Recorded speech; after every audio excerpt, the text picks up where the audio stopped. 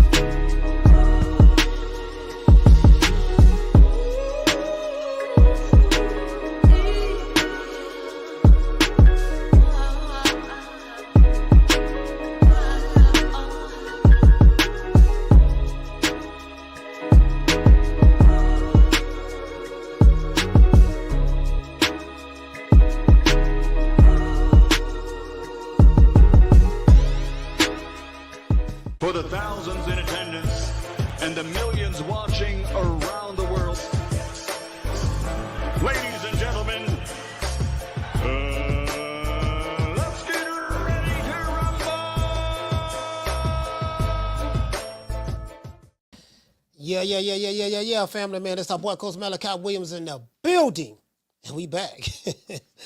Whoo, boy, Tenderoni Friday. I just want to throw this out there before we get started into the show. If you guys didn't know, Edgar Berlanga is fighting tomorrow. I haven't covered the fight at all, to be honest with you. He's fighting the guy, man, that, again, bro, but I have mentioned him. I mentioned him early in the week, and I mentioned him now, so you guys can go tune in and that. It's going to be in Orlando. I will be in Orlando this weekend.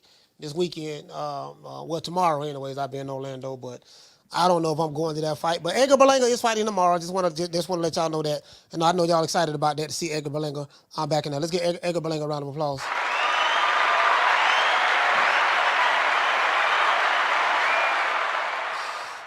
My prediction, I got Edgar Berlanga by knockout, probably about the fourth or fifth round.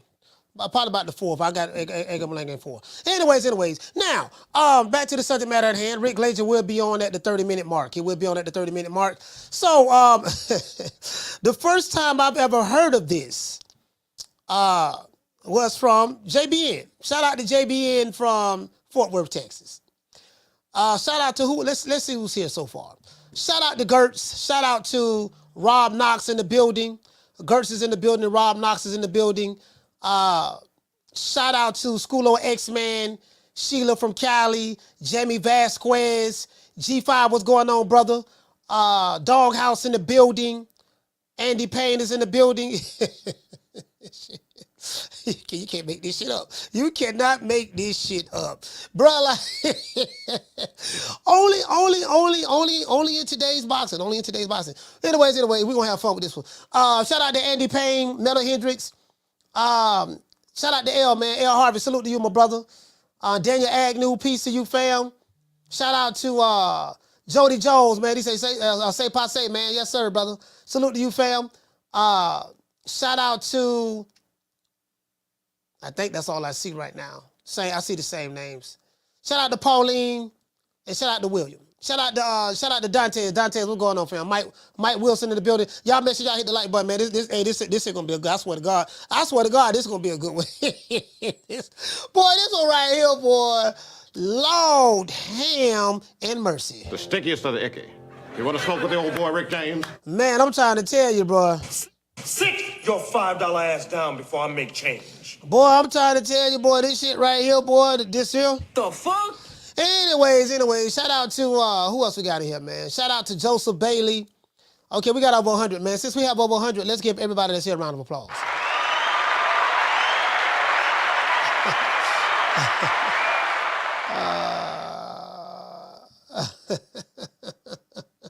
Can't make this shit up.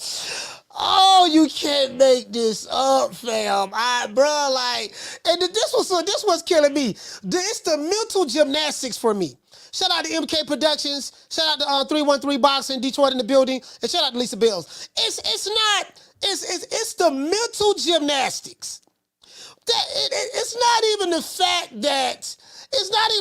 that it is what it is. David Benavidez has moved up. I don't care what I don't know what Rick Glaze is going to say. I have some questions I'm going to ask him. I don't know what he's going to say. I don't give a damn what he say. But all I know what this is.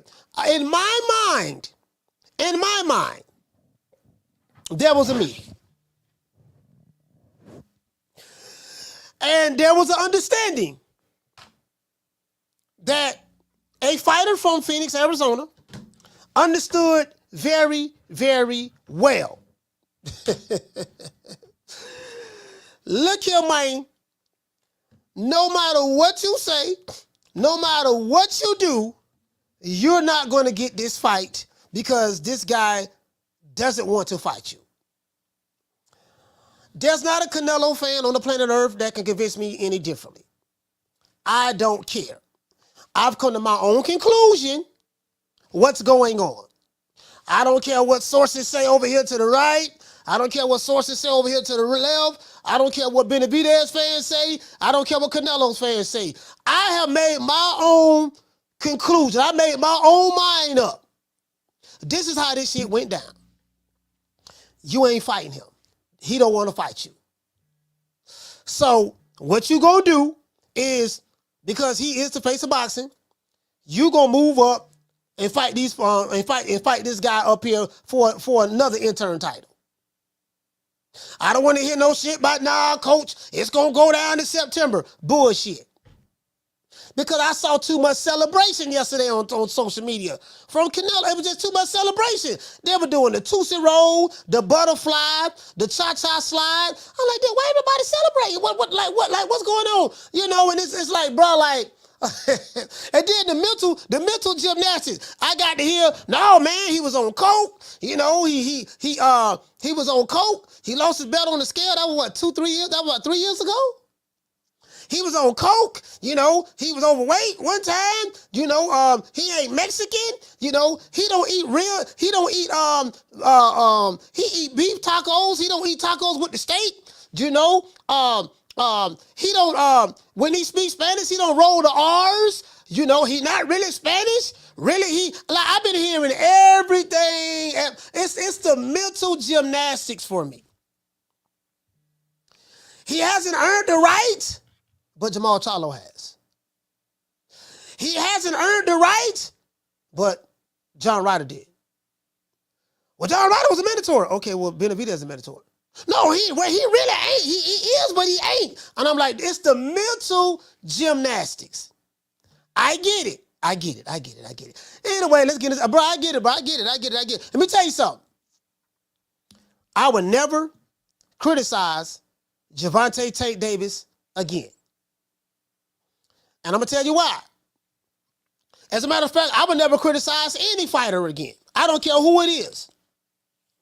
Because what's good for the gander has to be good for the goose. I don't care about what a fighter did and, you know, what is, how much money he got. Exactly. I don't care about none of that shit. I'm looking at the here and the now. And if we're going to move the goalposts, move the rules for one fighter, we might as well move the goalposts and move the rules for all the fighters. So if this is a game that we're playing, I have no problem with that. Don't listen, any fighter can do what they want to do. I don't give a damn who it is. I ain't tripping. I don't care nothing about no belts. That shit don't mean nothing apparently in today's time. Legacy, that shit don't mean nothing today in the day. That shit don't mean nothing in today's time. Who you fight, that don't mean nothing in today's time. Everybody get a pass. And I'm cool with that. Anyways, let's get ready to get into the show. Now, drama. Canelo fans accuse David Benavidez of ducking Canelo. You can't make this up. According to Mauricio, Sulaiman, and David Benavidez will now be moving up to 175 pounds to face Alexandr Gvozdyk for the WBC interim light heavyweight title. Sources tell me that Canelo never had plans on fighting David Benavidez. One of those sources will be coming on this show at 3:30 East Coast time. Let's look at, okay, we seen that yesterday. I already have the article up. They got it on Twitter. Mauricio Sulaiman released it. So, David decided to move up to 175 pounds and become another mandatory in another weight division to the winner of Bivol versus Beterbiev undisputed fight, which will be going down in Saudi Arabia. True. Now, this news comes out of nowhere. Came out of nowhere, right? Because many believe that the Mexican monster, some call him the guacamolean monster, some say he's the Ecuadorian monster, whatever, the monster. Some believe that the monster, who was the mandatory to Canelo's WBC strap, I don't want to use word salad, well, he really wasn't the mandatory. No, he was the motherfucking mandatory for the past couple of years. And, you know, every time we turned around, it was something different. And I'm saying, don't point to me. Well, Mauricio Sulaiman said this. Well, if you're going to point to me for one thing Mauricio Sulaiman said, I can show you 9 other things that Mauricio Sulaiman said that has contradicted the one thing that you're using as your argument. Just got to throw that out there, right? They say you can't believe such and such. This guy's lying. Well, shit, Mauricio Sulaiman, that's all he do is lie. So it's funny how we like to pick and choose which liars we want to believe when the message fits the narrative. True.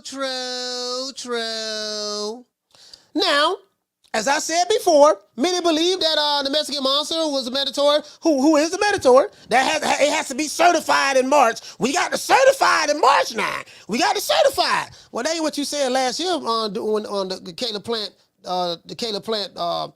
Benavidez fight. I got the article what you said.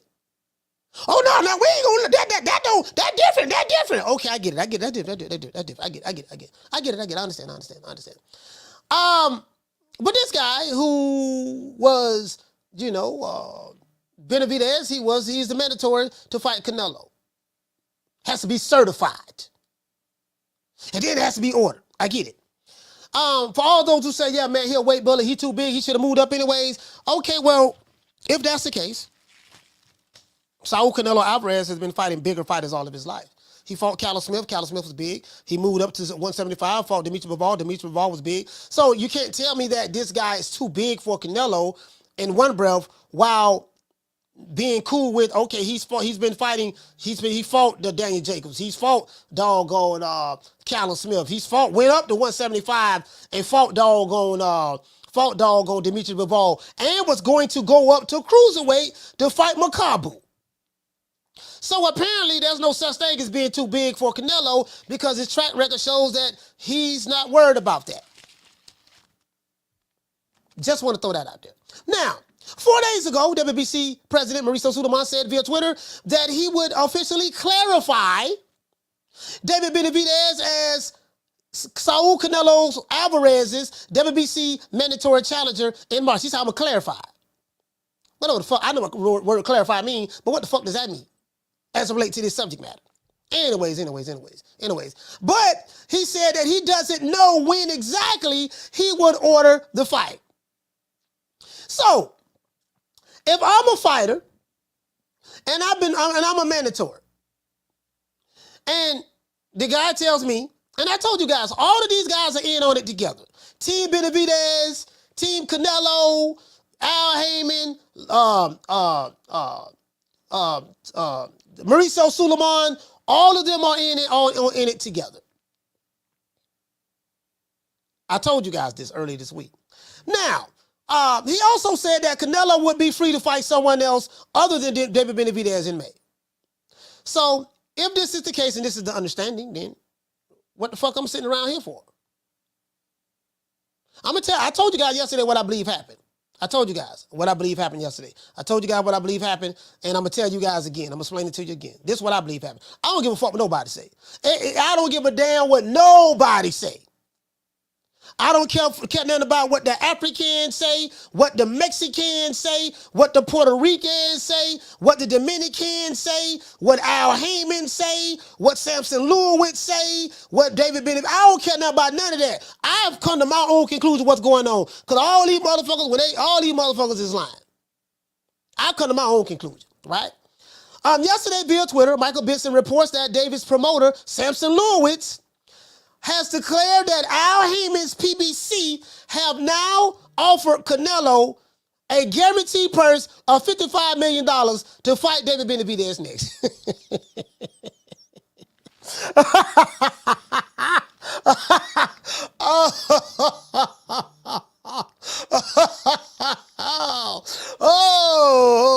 That was a whopper right there. So let me get this straight. We've been hearing rumors that the PBC is strapped for cash. They're struggling to come up with $35 million to put in escrow to finance Canelo's next fight. Canelo is insistent on fighting Jamal Charlo, a guy that's a struggling alcoholic and battling mental health and depression or whatever.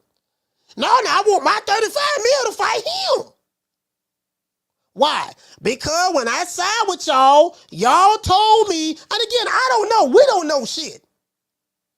We don't know if Canelo was presented with a contract with 3 names that he's supposed to fight. We don't know that. We don't know, do they just plug and play who the names is? Apparently they can plug and play. As Jamal Charlo was supposed to fight, he said he wasn't ready, so they took him out and put doggone on Jamal Charlo in. So apparently it seems like it's one of these plug and play contracts. All right, it is what it is, right? So we don't know. So if you're Canelo, you have a contract that says you're supposed to fight this guy, you want to hold him to the contract. Only problem I have with that is, if that's the case, why you didn't hold him to the contract when you fought Jamal Charlo? If that's the case. Unless you have a contract where you already have the 3 names who you are going to fight. Unless. If that's the case, then I can get it. But if that's not the case, if you didn't have a problem, hold on. Now you say I'm supposed to fight Jamal Charlo. I don't want to fight Jamal. I want to fight Jamal. I'm going to hold y'all to that what we agreed to. You're choosing to hold them to it now. If that's the case. Again, I don't know. I'm on the outside looking in. I don't know what the fuck going on. And I'm not going to act like I know what the fuck going on. But what I do know is that I made up my own goddamn mind. Ain't nothing nobody going to tell me. God, Jesus, Moses, Allah, Muhammad, the 12 disciples. Hey, I done made my mind up on this shit already. You get what I'm saying? But anyway, Samson Lewis. He said that Al Heyman offered this man $55 million to fight David Benavidez. Who in the hell believe that shit? So let me get this straight. You offered him $20 more million on top of the $35 million guarantee that you are contractually bound to pay him just to fight one fighter?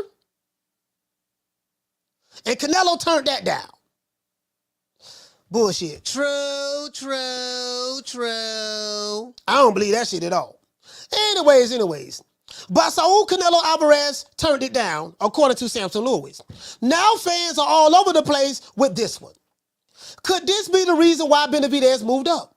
I don't know. Seems to me that David Benavidez, bro, let me tell you something, bro. I don't know who you got on your team, David Benavidez. You got a lying-ass promoter, Samson Lewis.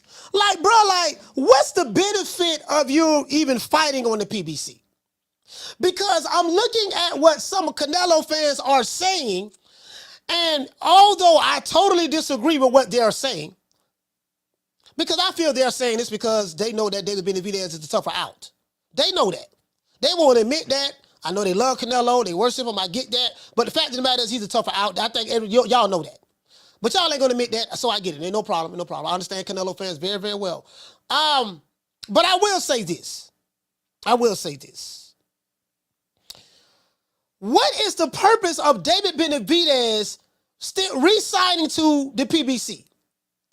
Your whole goal was to become the undisputed champion, so you said, in the light heavyweight, in the super middleweight division. When you had the belt, You guys did not try to unify with any of the champions.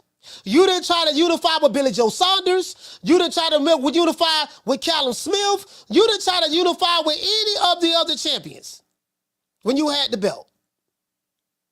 Or your label, your stablemate, Caleb Plant. You didn't try to do that at all. You lost the WBC belt twice. One via cocaine, one you was overweight. So you lost the WBC belt twice. Prior to losing the belt, David Benavidez, you did not try to unify with anybody because you at the PBC was playing, hey, y'all were playing, we on our side of the street politics. Yeah, man, we ain't worried about the other belts. We on our side of the street fighting the fights that we got to fight over here. As Booger Ray Leonard would say, as Floyd Mayweather would say. That's what you guys were practicing. So, you can't get mad at Canelo.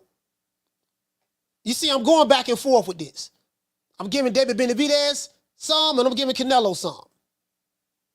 Again, I ain't in love with neither one of these niggas. Canelo or Benavidez. I let y'all have that shit. I ain't in love with neither one of them.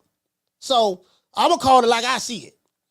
But you had an opportunity, but you can't get mad at the Canelo. When Canelo moves up to the super middleweight division, he said, man, look, man, all these putos up here, don't nobody want to do nothing?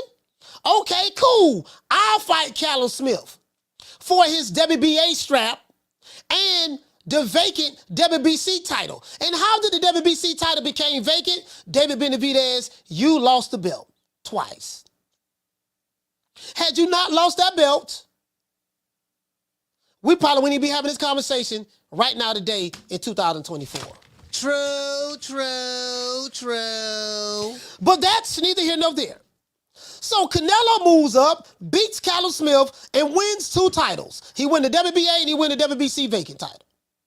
Then he said, you know what, I ain't gonna stop right there. Let me go fight Billy Joe Saunders. Since doggone Caleb Plant and doggone Benavidez, when they had their belts, they weren't trying to fight Billy Joe Saunders. They weren't trying to fight Callum Smith. So let me go home, hot diggity doggone down the road, and let me go ahead and clean up this side of the street. So Canelo fights Billy Joe Saunders in Texas Stadium, sells the stadium out, 74,000 plus. 74,000, 73,000 plus, or something up there. So I think it was 73,000 plus. Did double what Errol Spence did in that stadium. Set an outdoor record with an unnamed champion from the UK. Because Billy Joe Saunders ain't really known in America like that. So then Canelo said, you know what, nah, don't worry about it. I'm not finished yet. I got 3 belts. I need 4. Let me go down to the PBC, talk to Al Heyman and them boys and see what's up. He talked to them, didn't work out. He said, fuck y'all, walk away. I got some other options. I'm finna go fight somebody else. Then they changed their attitudes. He came back, and then he ended up fighting Caleb Plant. Canelo beats Caleb Plant, become undisputed. How in the hell did Canelo Alvarez get a Caleb Plant fight before David Benavidez got the Caleb Plant fight? And David Benavidez and Caleb Plant was on the same side of the street. True. So you can't put all this on Canelo. But you can't put all this on David Benavidez. So for you Canelo fans, I know you think he's perfect. I know you worship the freckles on his face. But guess what? He did some flaw shit in this here. You ain't gonna admit it, but he did. He's intentionally not want to fight David Benavidez. Those are the facts. So you can say what you want to say. I don't give a damn. He ain't Mexican or whatever. I come to that conclusion. It ain't shit a phone caller gonna tell me that's gonna convince me otherwise. But at the same time, David Benavidez fans, you guys dropped the ball on multiple occasions. You didn't fight Caleb Plant. You left the road wide open for Canelo. You didn't fight Callum Smith because you were playing same side of the street politics. You lost your belt twice and you didn't fight Billy Joe Saunders. So you can't get mad at Canelo for coming in, seeing where y'all weak at, and he come in and clean up every goddamn thing. Yeah, man, I want Canelo to fight me. Dude, you could have stopped all of that, David Benavidez. You should have fought Caleb Plant. You should have fought Caleb Plant. You should have fought Billy Joe. You could have stopped all of that, but you didn't. Anyways, so David Benavidez decided to move up to 175 to fight the winner of to become the mentor of Bivol and Beterbiev. We see that, right? As a matter of fact, man, I've been so busy goddamn talking. I got a whole lot of shit to say. But my guest is here. Let's give Rick Glazer a round of applause.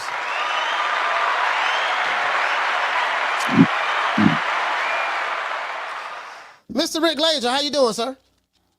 Good, Coach. How you doing? Glad to be on your show. I've been on your show in several weeks, and glad to be here today.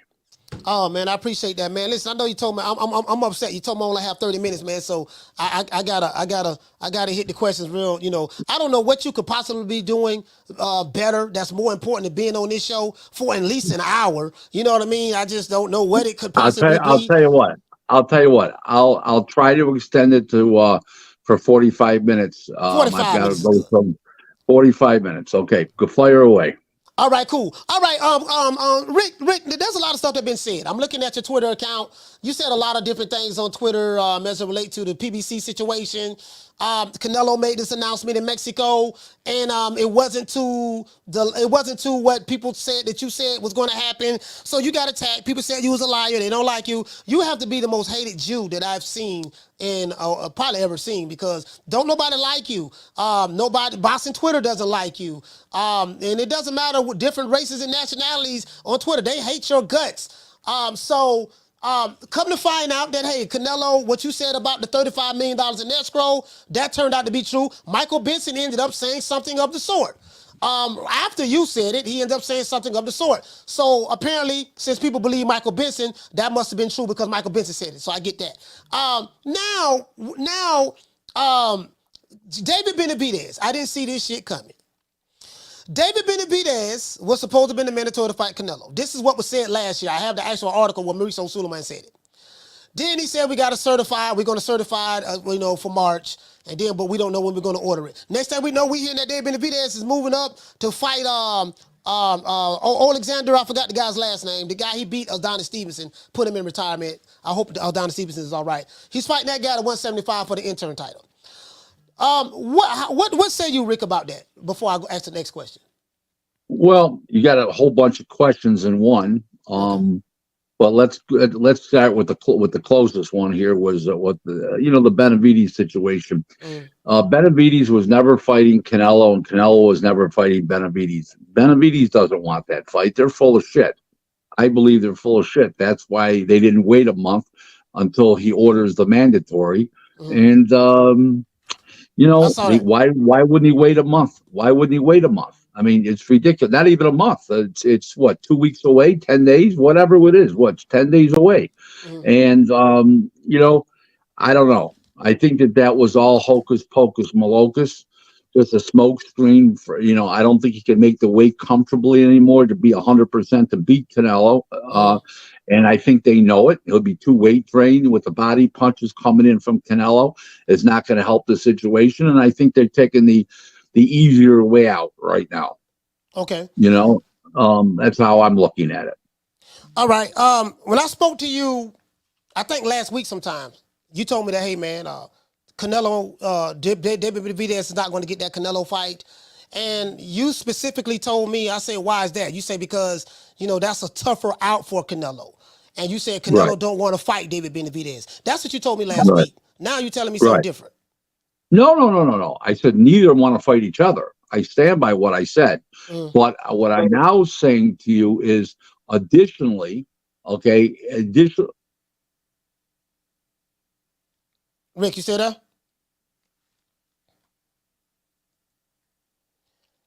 Rick, you got me on mute. I can't hear you, fam. Yeah, I can't hear him.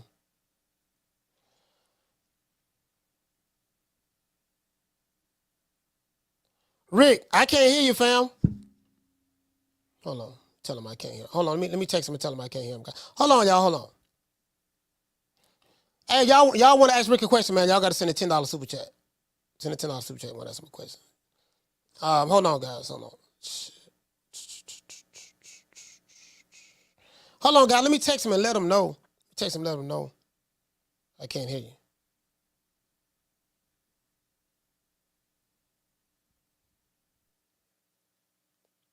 All right, he'll probably pop back in. He'll probably pop back in. Let me let him pop back in. Let me let him pop back in. Yeah, man, I gotta call a spade because he said something different. Rick, what's going on? You back? Yeah, I'm back. Another call came in and it bounced your call off. Okay, so what happened here? No, we were talking about David Benavidez. He's moved up to he's moved up to light heavyweight. Yes. Let me continue. So there's no doubt that Canelo didn't want to fight him, but I don't believe that David Benavidez wanted to fight him. He wouldn't. Why would he just jump ship when on Tuesday of this week, Mauricio said we're announcing the mandatory starting in March. That the mandatory is due starting in March. The mandatory's never been called up until now.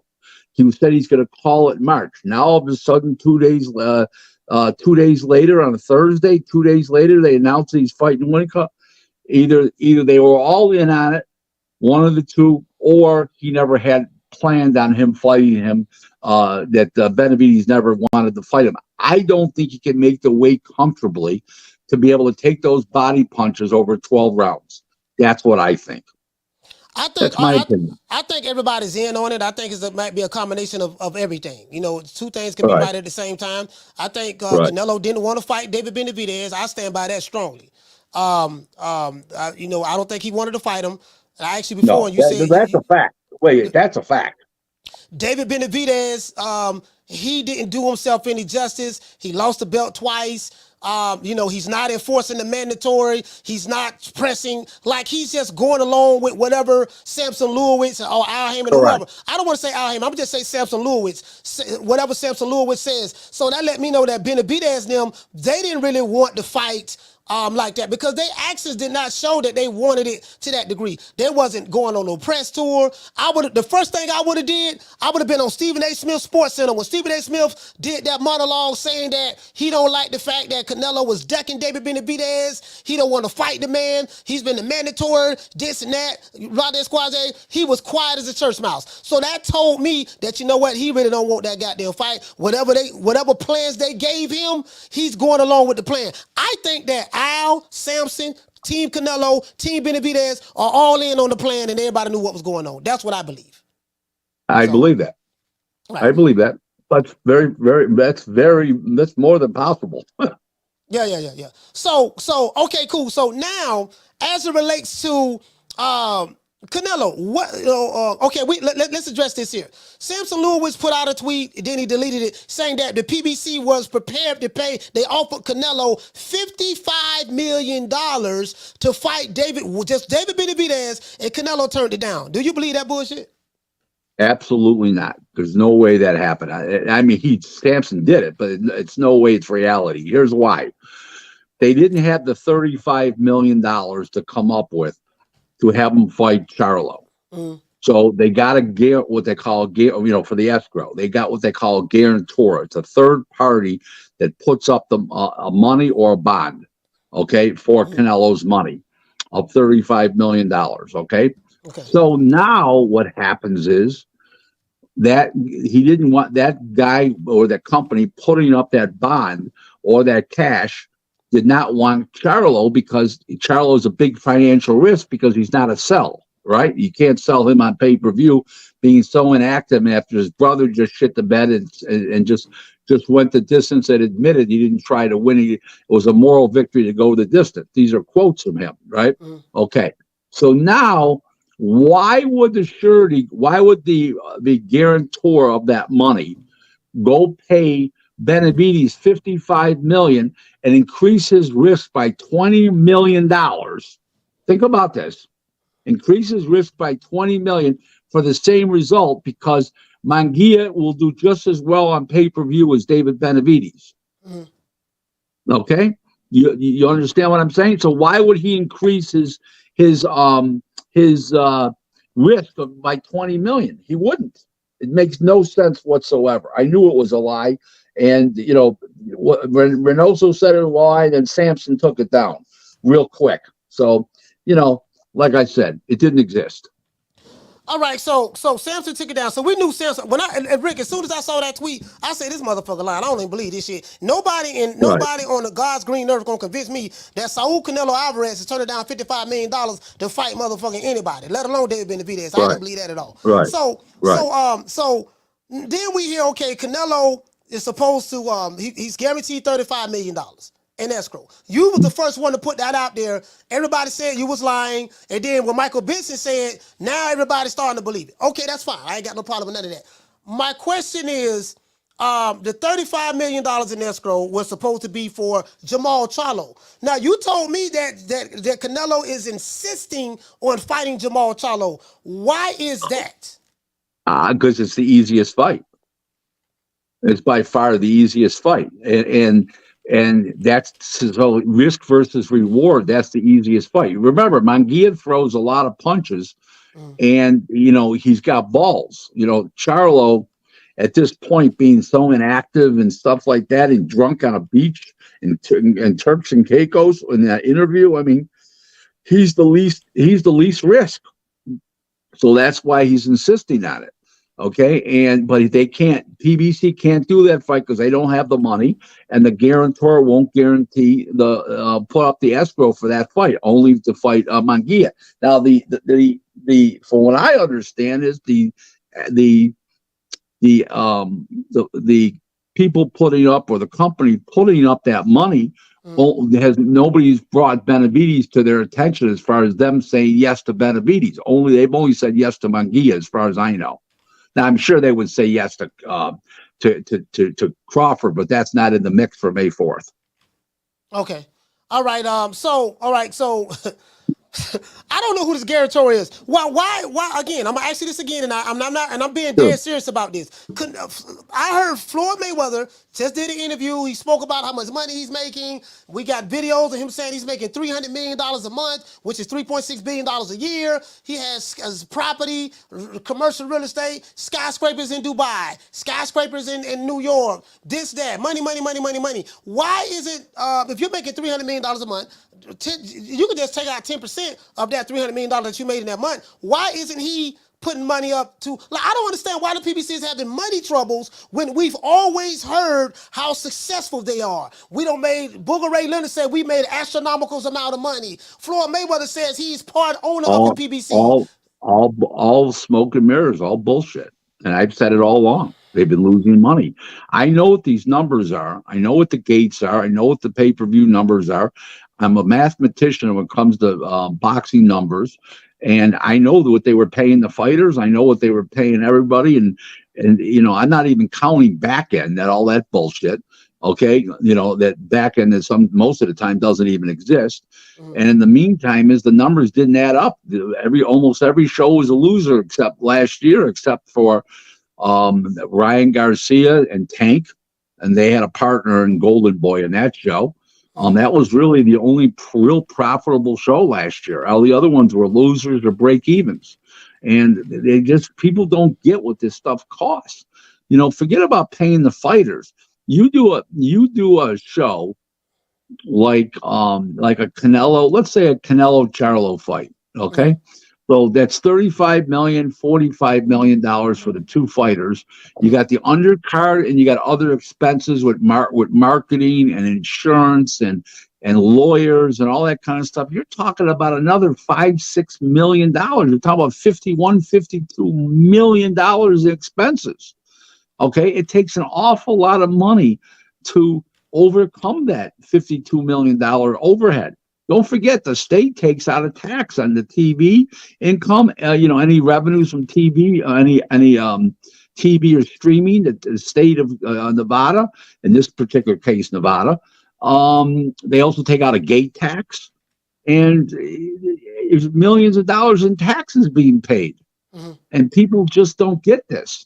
They just don't understand it. And I can figure out a show, the cost of a show, what the fighters are making and everything else, and the revenues, and stuff, and tell you how much a show. Yes, Ryan Garcia and Tank made a lot of money on that show. His fighters and both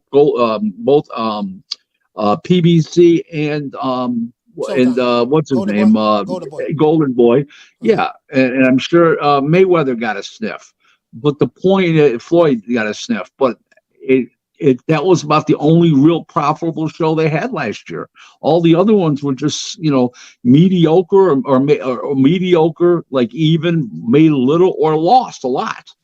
There was no, these people just don't get this. Okay, that was last year, but what about the years prior? Because we've been hearing for years that the PBC has been rolling in the dough and the same thing. They made same thing. They this exact same thing. They never made a lot of money in these fights. First of all, the prior fight when Tank fought Ryan Garcia, the prior fight, January 7th of last year, just 3 months before, he did 61,000 homes against Hector Luis Garcia. December 5th, 2001, he did 52,000 homes versus Isaac Pitbull Cruz. You mean 2021? Okay? Yeah. 2021. It did 52,000 homes. The list goes on and on. He did decent with Rolly. I can't remember what it was. I think it was like I think it broke. I can't remember. Maybe, I heard 275. Yeah, like 275. That's not a lot, but think about it, guys. I mean, that's not a lot. And the theft rate is so high. You've got to take that into consideration. The theft rate's killing these pay-per-view events, And I said all along that the dates on this Amazon Prime, they said there'll be some pay-per-view and there'll be some free subscription shows. There's no free shows. Everything's going to be pay-per-view, like I said. Okay, I mean, what more do people want? Amazon's coming up with not dime one. How's Heyman going to fund these fights without pay-per-view? It's impossible. So is it because? All right, so is it because the fighters want too much money? He's promised them too much money, and this is why they have to put it on pay-per-view. He is a victim of himself of trying to help fighters make the most amount of money. Okay, and that was his reputation for years, and now it's basically broken. It went through $900 million of YL Reed's money, and PBC's got no money left. They were being kept afloat totally by Showtime, and now Showtime pulled the plug. They're done. So Showtime was masking a lot of the issues that's been there. They were putting Band-Aids on blown tires. Right. So basically, your assessment is this here, David. If I was let me know if I'm right in this analysis. David Benavidez and Canelo Alvarez ducked each other. I believe so. All right. So both of them ducking each other. All right. Cool. So now, what's next for Canelo? If Canelo is insisting on fighting Jermall Charlo, do you know anything about why he's insisting on fighting Jermall Charlo? Is it because? Okay, let me ask you this. You just asked that question. I just answered it because he's the easiest fight. No. I'm going a different direction with this. Was his name promised on a contract that is he supposed to fight? I don't know that. I'm not privy to that. But all the earmarks were there for Canelo to believe he was fighting Jermall Charlo on May 4th. Jermall, right? Yeah. Okay, so at a press conference, according to let me say one thing to you. If PBC had the $35 million to put in escrow, Canelo's demand. The reason why Canelo's demanding his money in escrow is because he knows PBC's out of money, so he doesn't trust them because desperate people do desperate things. Okay, so I believe that and I don't know this for a fact, but believe me, it's well grounded. If PBC had their own $35 million to put up, they would be sticking Jermall Charlo in that fight. But the people who are putting up the money now for the escrow, they're not going for Charlo. It's too big of a risk. They want the safe bet, which is Munguia, for a return on their money back safely and a successful return on their money. Okay, so I get that. If Canelo fights Jermall Charlo, that's going to be a financial bloodbath. I totally get that. So, Munguia is a Golden Boy fighter, and I forgot his other promotion, the company he's with. Zanfer, Fernando Beltran, Zanfer Promotions from Tijuana, Mexico. Okay, Zanfer Promotions and Golden Boy, and then they're with a different network, The Zone. So you're trying to tell me that the only option that PBC have for Canelo for the $35 million guarantee, we can't do Jamal Charlo fight because that's going to be a bloodbath. The people who are putting up the money for us, they're not going to pay for that. So they are willing to, they don't have anybody else at the PBC that can offer him? Well, they may have somebody. I don't know who that person would be that would be successful, but who's going to put up the guarantee for somebody else? They're in the same boat they would be with Charlo. Man, this is just so difficult. Rick, I know you know more than what I know in this situation, but this is just so difficult for me because I've been propagandized for so many years that the PBC has all of this money and it's the place to be, and all 200 or whatever fighters they have is living lavishly, swimming in swimming pools full of money, and Al is taking care of us, and we're doing so good. And now that the networks who was putting the money up is not there anymore, it appears that things are not what it seemed to be. It's kind of hard for me to wrap my brain around that, especially when I'm hearing one of the owners of the PBC, Floyd Money Mayweather, brag about how much money he has, and like he can literally $35 million shouldn't be nothing to someone like him to pay a Canelo. I don't know. What I said. That's what I've said. So where's the money? Where's the money? Remember that Wendy's commercial? Where's the beef? Well, where's the money? Damn. So Canelo, understand. Hey, look, so he need his money in escrow. Like he need to get his bread. Absolutely, because when he was doing his deal before, was when they were with Showtime. That money was not in question. Now it's in question. Amazon's not putting up with any money. It's just doing a distributorship deal, being distributed the pay-per-view, and marketing on Amazon Prime Video app. That's what they're doing. They're not coming up with any outside money or anything like that. So he's worried about his money, which he should be. If I was his manager or his lawyer, I'd feel the same way. Yeah. I mean, no, don't get me wrong. No, I'm with Canelo on that. Listen, bro, business is business. And Canelo is standing on business as it relates to that. So I definitely get that. But him and David Benavidez, both of them ducks, as far as I'm concerned. Both of them ducked each other. Right. Canelo fans, your boy's a duck. Benavidez fans, your boy's a duck. Y'all handle that shit how y'all want to handle it. I don't give a fuck. I don't get none of the money, and neither one of y'all in the chat get the money anyway, so it is what it is. Okay, so what would be the next move for Canelo then? If he, we don't know how this is gonna materialize, but what would be the next move for him if, they come up with the money, then what? Who is he fighting? I don't know. I think he's gonna fight Munguia no matter what. If you ask me, now there's a rumor going around today if Belenga wins, that's in place to happen on May 4th. If Belenga wins, that would be hard for me to believe that they'd be in any much better position than if Charlo was to fight with Belenga. So I mean, Belenga hasn't knocked out a guy in years. Started out great, just one decision, some of them barely. I just don't see where that's going to sell right now. I think maybe if you got a spectacular win tomorrow and another one this summer, like in June or July, like in June, would he be available for September? Yeah, but I don't think they could sell that right now. I really don't. Damn, Edgar Berlanga, man, God, man, you know what, man? Okay, Edgar Berlanga is fighting a damn tomato can tomorrow night. I'm gonna be in Orlando tomorrow. I don't know if I'm gonna stay to watch that fight or not, but he ain't fighting nobody. You know what I mean? Like, I looked at this guy, I'm like, he ain't fighting no goddamn body. I think this is a layup fight for him. He should be able to knock this guy out. If he don't knock this guy out, bro, and this shit go to distance, man, I don't want to hear nothing about Edgar Berlanga as it relates to being the next Tito Trinidad or Miguel Cotto or Rafael Gomez and none of that stuff there.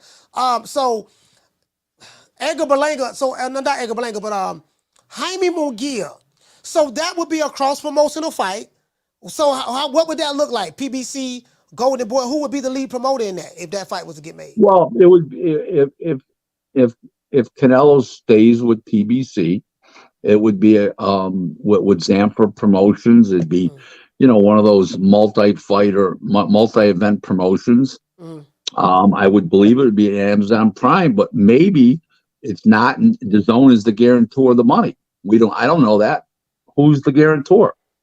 Maybe the Zone's the guarantor because they're going to get, or maybe they're going to get dual rights. They're both going to get rights, and they get their $35 million back before anybody makes any of the PBC makes their money or Amazon makes any more. I don't know what the deal is. We don't know. Yeah, I'm just speculating how these things do come down at this point. Earlier, I had answers. Now I don't have answers. I'm just giving you educated estimates from experience and knowledge. All right. So, okay, let me ask you this. Cinco de Mayo weekend is coming up, right? May 4th, 5th, that weekend is coming up, right? I'm pretty sure Canelo has an idea who he's going to fight. I'm of the opinion. I'm of the opinion that Edwin Oso and Canelo, they already know who they're going to fight. They already have their opponent already. That's what I'm thinking. I'm thinking they already have their opponent already. I think it's Munguia. Okay. I think they got their mind made up who they're fighting. We're just waiting on the announcement. So, Jaime Munguia. We've heard stuff about, we know it's business. And Jaime Munguia, that'll be what sells.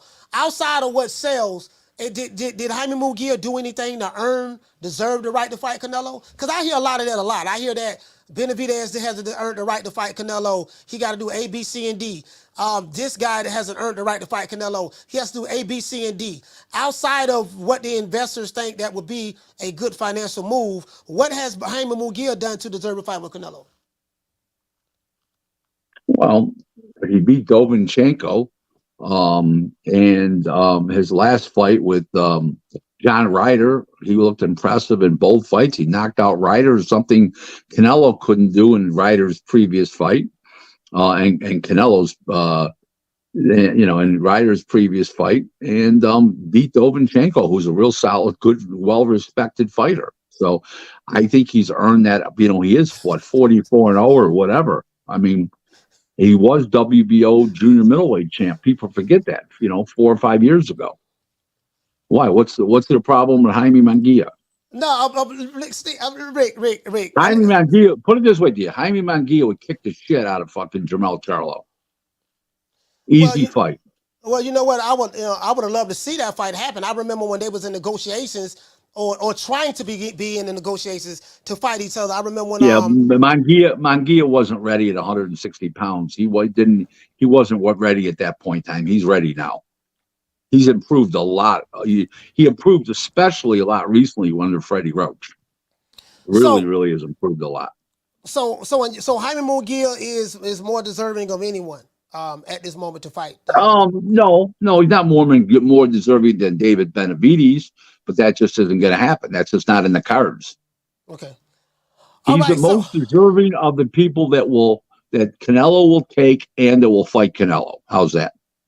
That's good. That would be an all Mexico card. I'm pretty sure. Mexican undercard, stuff like that. Canelo will probably have some of his fighters on there fighting and whatever, stuff like that. Zamfir, Golden Boy, yep. Mm-hmm. Would that fight happen if that fight were to materialize? Would that fight happen in Mexico? No, it'd be Vegas.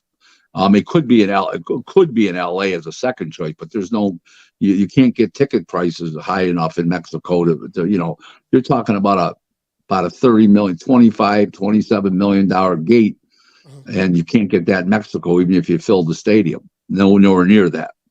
Yeah, that fight. I'm sitting there thinking about it now. Jaime Munguia, he's what, 44-0, something of that sort. 43, 44-0. He's like what, 26 years old, 27. Yeah, I think 25 maybe, but he's young, and not only is he young, he is ambitious. He's got balls. He's got gumption. He fights with zest. Like he wants to win. Yeah, Canelo. He getting knocked out. He ain't got no defense, man. Canelo gonna eat him alive. That may be true. Don't get me wrong. I'm not disagreeing with you there, but in the meantime, it's still going to be a much better fight than Charlo. Charlo's a faker. Well, are we taking? Wait. Are we taking these? Where are the super chats today? Come on, these $10 super chats. Hey, now we got 2 super chats. We got two $2 super chats. Oh my God! I'll read the $2 super chats after. If you guys have got any questions for Rick, you got to send a $10 super chat. But this, okay, Rick. I know you said 45 minutes, so we got about 15 minutes. I want to say this. So, if this fight, Canelo has a 3-fight deal. Is there anything that says what would allow him to walk? You're down to two fights because he's already competed against Jermell Charlo, right? So he's down to 2 fights left. Mm-hmm. So so from what you know, from what you've learned in your sources, right? What would enable Canelo to? Well, if he has a contract, he can't leave. He gotta stay over there, right? I believe there's an out in the contract. I think the out is that it doesn't say anything about any other network on there or any other Apple to any app or anything like that, but Showtime, and it's called the spirit of a contract, and the landscape has changed within that contract by Showtime not being in boxing anymore. Eddie Reynoso said that. I read a tweet, something that Eddie Reynoso said on Hispanic station. He said that everything has changed. Nothing is the same than it was when they originally signed the contract. And I'm pretty sure he was talking about Showtime. Showtime is not there. So right. Without Showtime, it seems like that things are looking crazy. You know, am I right in that? Yeah, it's just you're caught in a situation right now of that it's not what it was. It's game over almost. You know what I mean? It's like the wild west in the 21st century, and they never changed, and this has changed now, and the game's changed, and PBC doesn't have any funds. Listen, do they have enough money to put out a smaller show like Tim Tszyu with Tim Tszyu's basically a lot of his purse being paid by Australian pay-per-view? Yeah, they do, but they're not out of money like that. But they're out of money to put on any big events where they need money and upfront and guarantees and stuff like that. So, all right. So, just to pivot, and I'm gonna come back to Canelo. We have the Tim Tszyu versus Keith Thurman fight that's on pay-per-view. Please explain to me why in the hell is of Keith Thurman, a guy who's had one fight in like 4 years, 4.5, and Tim Tszyu, why in the hell is that fight being put on pay-per-view? Because they have no money from over the air TV or from Amazon Prime to do anything but on pay-per-view. So they have no choice. So if they want to do the fight, that's what they have to do. They don't have the revenues for it. They need the revenue to do the fight. Shout out to Drew dropping a half a dub. He say free sack Sal. He say Rick, would the smart move be Canelo to leave and one less hand in the pot being PBC? Absolutely. There's not even a question about that. Yeah, I was going to ask you that. If the PBC is saying, look, our investors who are guaranteeing your money are saying that we will make the fight with you and Jaime Munguia. Canelo could just say, well, look, I don't need y'all to make that Jaime Munguia fight. No, I need $35 million to fight Jamal Charlo. If you're not willing to give it to me, then guess what? Per clause in the contract, I can walk and I can deal directly with DAZN and make that deal myself without you guys' hands being in the pot. Well, I was going to ask you that's why when you saw my latest tweet today, I alluded to that fact. If you go read my latest tweet out loud to everybody, and it basically says that this could shut down PBC boxing with Amazon Prime, because Heyman in writing promised them Tank Davis and Canelo fights this year, and to a piece, and he might not be able to deliver. So there's a lot of problems there. Rick, so what about the people, and I got to address this.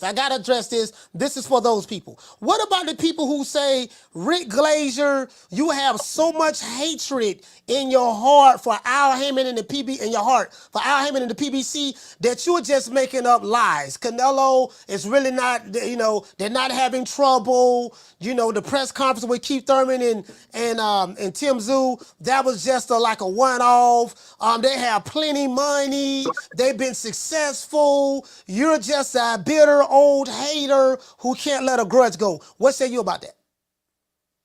They can say as much as they want. There is truth to that. But in the meantime, I'm not going to drop my professionalism as a career boxing guy who's exclusively made his living in professional boxing and continue to do so for the last 33 years. And I'm in this business every day. I make 16 deals a month on an average. And my business is worldwide. And I'm not going to jeopardize my quality reputation with my clients. I have 49 clients. I'm not going to jeopardize that because I feel bitter or bad about a company. I don't like PBC. I don't like Al Haymon. I don't like what they've done to the sport of boxing and the business of boxing. They've been bad for boxing, and they continue to be bad for boxing. Why is Bob Arum, 92 years old, been in the business since 1966? Why does he go to he missed his first show in years the other day in New York City because he had a function to go to with his wife. Couldn't go to that show in New York. He goes to every show in Japan, in Saudi Arabia. Haymon doesn't go to one single show. Okay? It's his event. Okay. Let me continue. Why are they able to put on big fights on regular ESPN and everything Haymon does goes on pay-per-view? Well, I'm gonna play devil's advocate. I gotta put my Shea Butter Laptop Revolutionary hat on. I gotta put my Pro PBC hat on. Let's play devil's advocate. The reason why we over here at the PBC put everything on pay-per-view is because all of our Pro PBC guys that support us via social media, they buy all of the pay-per-views, and we're doing astronomical numbers to where our company is so profitable. That's why we do that. No, that's all a lie. I even was on I was on social media a couple times, and they admitted to stealing it. They don't buy them; they steal them. So it's not true. Okay, and everybody knows the PBC is just smoke and mirrors now. Anybody with any brains. Okay, all right. So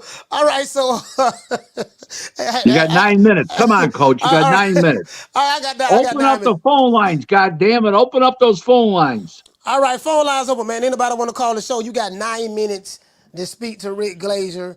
You got 2 minutes to get your point across. Shout out to Drew. He said free Sack South, dropping a quarter of a dub. Salute. Shout out to this JXV. He said, what's so hard to understand? Benavidez can't sell. Yeah, I hear exactly what you're saying. I know your angle. And shout out to Rod. He said Coach Nello ducked Benavidez and David ducked Morrell. Yeah, man, both of them ducking. Both of them ducking as far as I'm concerned. It is what it is, and that's just how I see it. Can't nobody change my mind on none of that shit. That's how I see it. Phone lines open, man, 530-494-9636. You got 9 minutes. 9 minutes. Talk to Rick. Make it quick. I'm going to cut you off at the 2-minute mark. Caller, what's your name? You calling from? Martin from Oakland. Martin from Oakland, talk to me. Yeah, I have a question for Rick. Rick, what do you make of Eddie Reynoso supposedly helping to manage Alexandr Gvozdyk? Apparently, he used them as a sparring partner for Canelo, for Bivol, and for John Ryder, a few other fights. Put him on the undercard of the Ryder fight. Do you think maybe he's kind of pushing, the Benavidez Gvozdyk fight, maybe to get, some insight? Unequivocally, absolutely correct. No question about it. You're right. He said you're right. All right, but shout out Yeah. shout out to Mike, shout out to Mark from Oakland, man. Salute to you, family. I right. hope you got the answer. See, I didn't. So yeah. See. I mean, I didn't know that. I didn't know that. So if that's the case, okay, that even supports what I already believed earlier when I made my show earlier. I said, look, man, everybody's in on it. All of them are in on it. Absolutely, I've said it. Yeah, all of them are in on it. Okay, cool. So there's no need for fans on any side to be adamant either way because. I mean, this is a business arrangement that everybody's a part of. I didn't even know that shit. I didn't know that. But I'm just going off of my observation. I did a show Monday saying, look, man, listen, all these motherfuckers in on it. All of them in on it. You get what I'm saying? I wouldn't be surprised if they met in a room somewhere. Canelo, Benavidez, Lewis, Al, if he showed up. Al showed up. They don't even know where he is. Okay, what's this rumor I'm hearing about? No one has seen Al Heyman. I don't understand that. What do you mean by that? I mean, I know I haven't seen him. We haven't seen him in public in boxing since 2015. He hasn't been seen or heard from since Monday. He disappeared Monday, December the 18th, 2 days after the last Showtime show. And he's never been seen from since, and even top people around him haven't talked to him. Admitted they haven't talked to him. How do you know this, Rick? It's common knowledge in the business. Everybody's talking about it. They've been talking about it. Dan Raphael, I don't think Dan Raphael no talking about it. I don't think I think they. Well, he's on PBC. Johnson's sucking their pipe so hard. It turned out that they got money from allegedly boxing scene and allegedly? stuff. Yeah. Allegedly. Are you saying allegedly? Yeah, allegedly, repudiating supposedly. He's on there, Johnson, real hard. Okay. So when I announced on September 22nd that Showtime was leaving boxing after their last show this year. They weren't coming back next year, and they weren't going to do pay-per-view either. They were going to do nothing. They were going to drop out of boxing. Steven Espinoza and Dan Raphael went around at the weigh-in and ringside in the pre-fight press conference for the Canelo and Jermell Charlo fight. The two of them in tandem, trying to tell people that I was full of shit and didn't know what I was talking about. I had no clue. I'm a fraud and a phony and blah blah blah. Well, the more they keep talking, the smarter I look. Rick, they say you a fraud and a phony. You faker than a $3 bill, Rick. Yeah. Hold on. Shout out to Off the Ropes, dropping a half a dub. He said, saludos, coach. He said, Rick, what are the chances his excellency backs Benavidez versus Canelo once their, I guess, PBC contracts expire? Well, Benavidez contract's got years to go, I'm sure. And Canelo's, he'll probably do other fights, but it probably won't be. He's not going to fight Benavidez. People got to get that out of their head. They've had enough chances to fight, and he's turned the fight down. He just moves on from the conversation, I'm told. Mm-hmm. Don't forget, he was with Eddie Hearn before. Okay, this didn't just come from PBC. See, he's not okay. So, all right. So Benavidez moves up. Whatever, he's fighting. Last year, Jose Senior said that they re-signed the deal with PBC. They're happy. They re-signed the new 3-fight deal. So far, since he's made that announcement, they fought 2 fights: Caleb Plant and Demetrius Andrade. Mm-hmm. Now they're moving up to fight another fighter. I think this guy is this a top-ranked fighter or a matchroom fighter? The guy who they're fighting. He's fighting Alexandr. David Benavidez fighting Alexandr in the light heavyweight. No, that's a Canelo Promotions fighter. Wait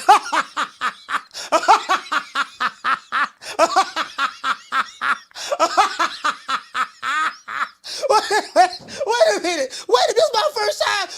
Hold on. This dude is a Canelo Promotions fighter? Well, He's managed by Eddie Reynoso. So what do you think? No, okay, I heard the part about he's managed by Eddie Reynoso. So, oh man, this shit right here, boy. Oh, this shit is getting better and better. All right, so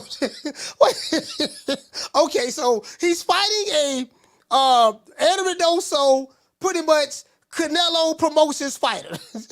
So is the end game is you're saying that Canelo won't fight him? So could it be a possibility? I got to give you one of these not Radio Raheem questions. You know, could it be a possible Brian Custer question? Radio Raheem, is he still a thing? Yeah. Well, when's the last time he's been around? No, I'm talking about, yeah, he's been around. I'm talking about, I meant to say Brian Custer questions. Could it be a possibility that maybe we can see if David Benavidez can beat, you know, Alexandr, which is a Canelo Promotions fighter? Could it be a possibility that Canelo will fight him then? That's why they're setting it up like that? No. Not happening. It isn't happening. It would have happened already. Canelo's got $200 million. He doesn't need to fight anybody in particular. Jesus Christ, what's what people don't get about this? You know? No, people don't. The reason why people don't want to get it because they don't want to. Don't forget one thing. Don't forget one thing. $200 million in Mexico is like $2 billion in the United States. Think about that. All right, so look, I know you got to go. So to wrap up, both David Benavidez and Canelo Alvarez are ducking each other.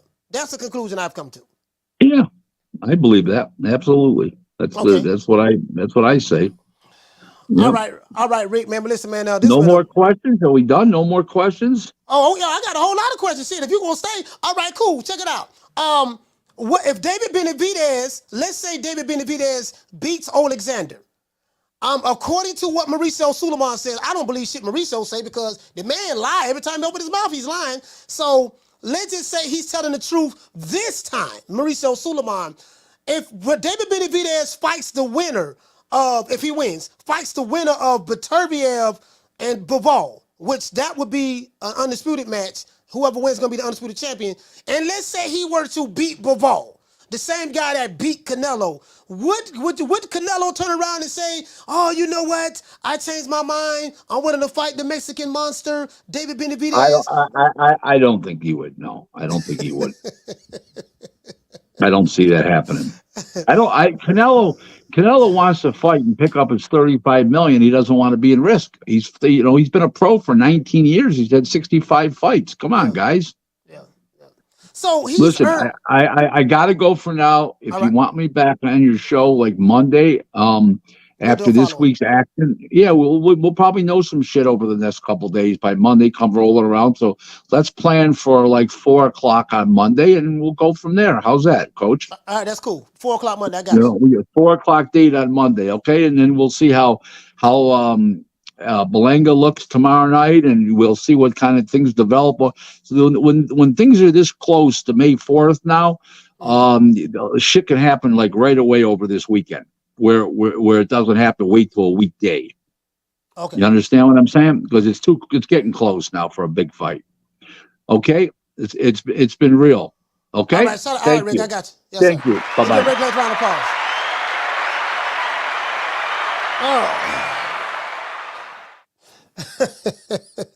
Oh boy, this is a whole man.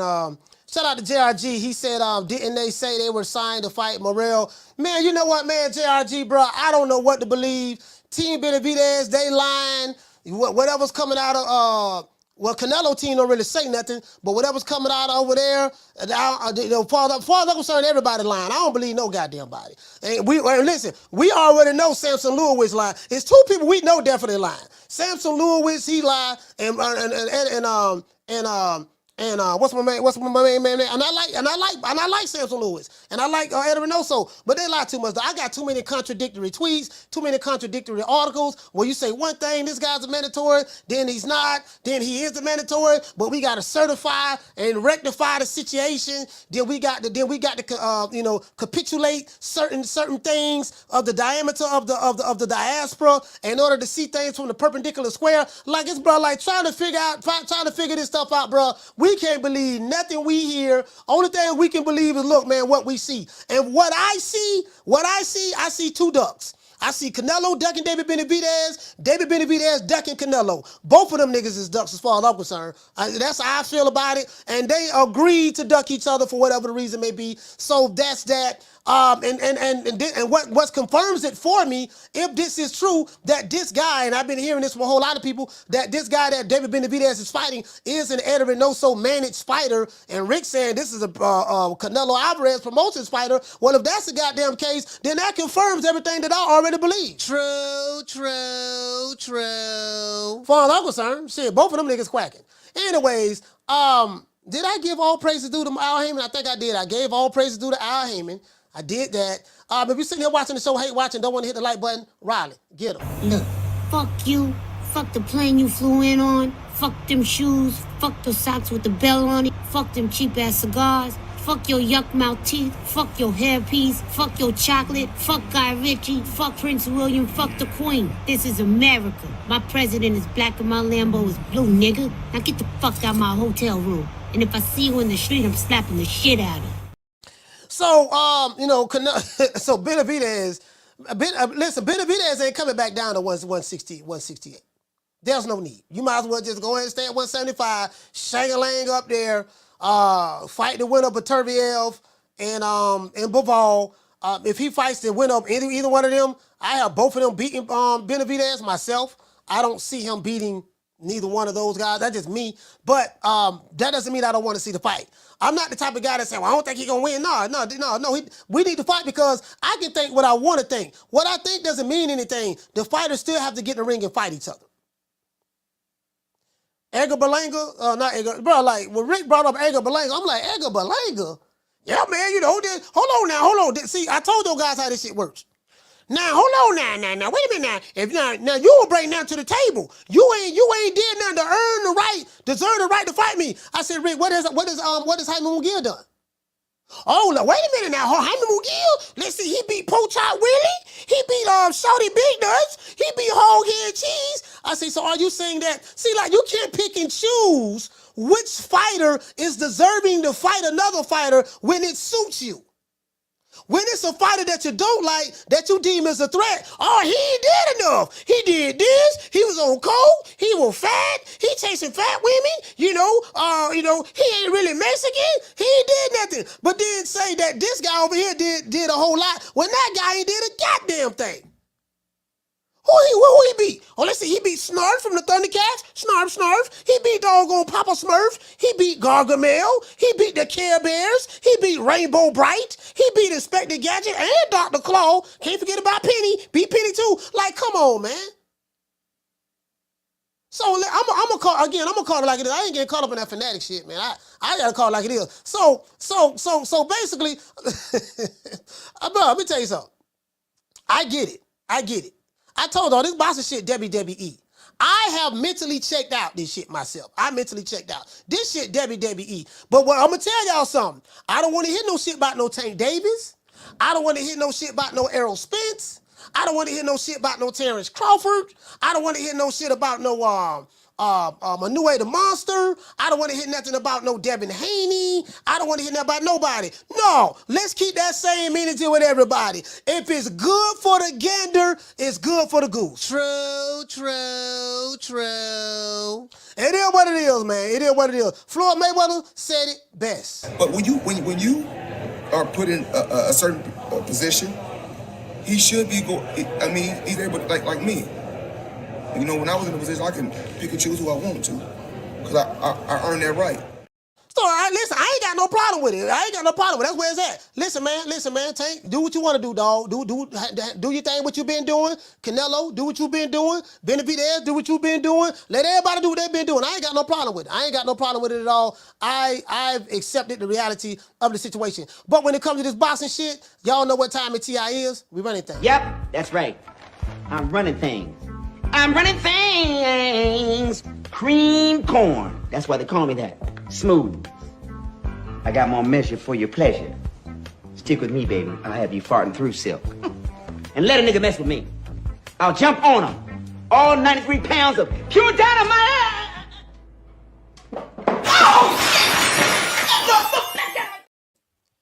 Caller, what's your name? Where you calling from?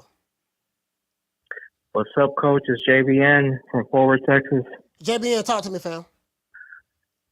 I'm telling you, Coach, all this ducking and cherry picking that David did for the past 10 years has came back to bite him. Nobody takes him seriously. Nobody gives a fuck about him.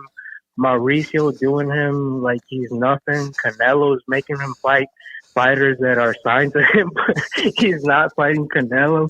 Like, I'm telling you, Coach, if this guy, David Benavidez, hadn't been cherry picking and ducking his whole career, by now he would have had a name. He would have had a name. He would have had a good enough leverage to convince Canelo to fight because he would have been a certified B-side.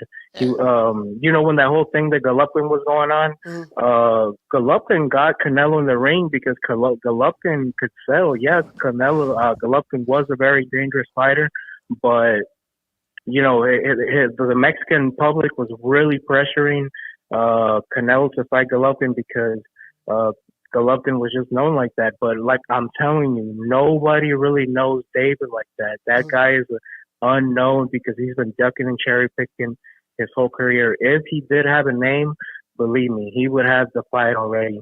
And then you can tell yourself, I don't mean to cut you off, but you know what I don't understand, JBN? I'm trying to figure out, this is what I'm confused at. Like, what's the end game for David Benavidez? Like,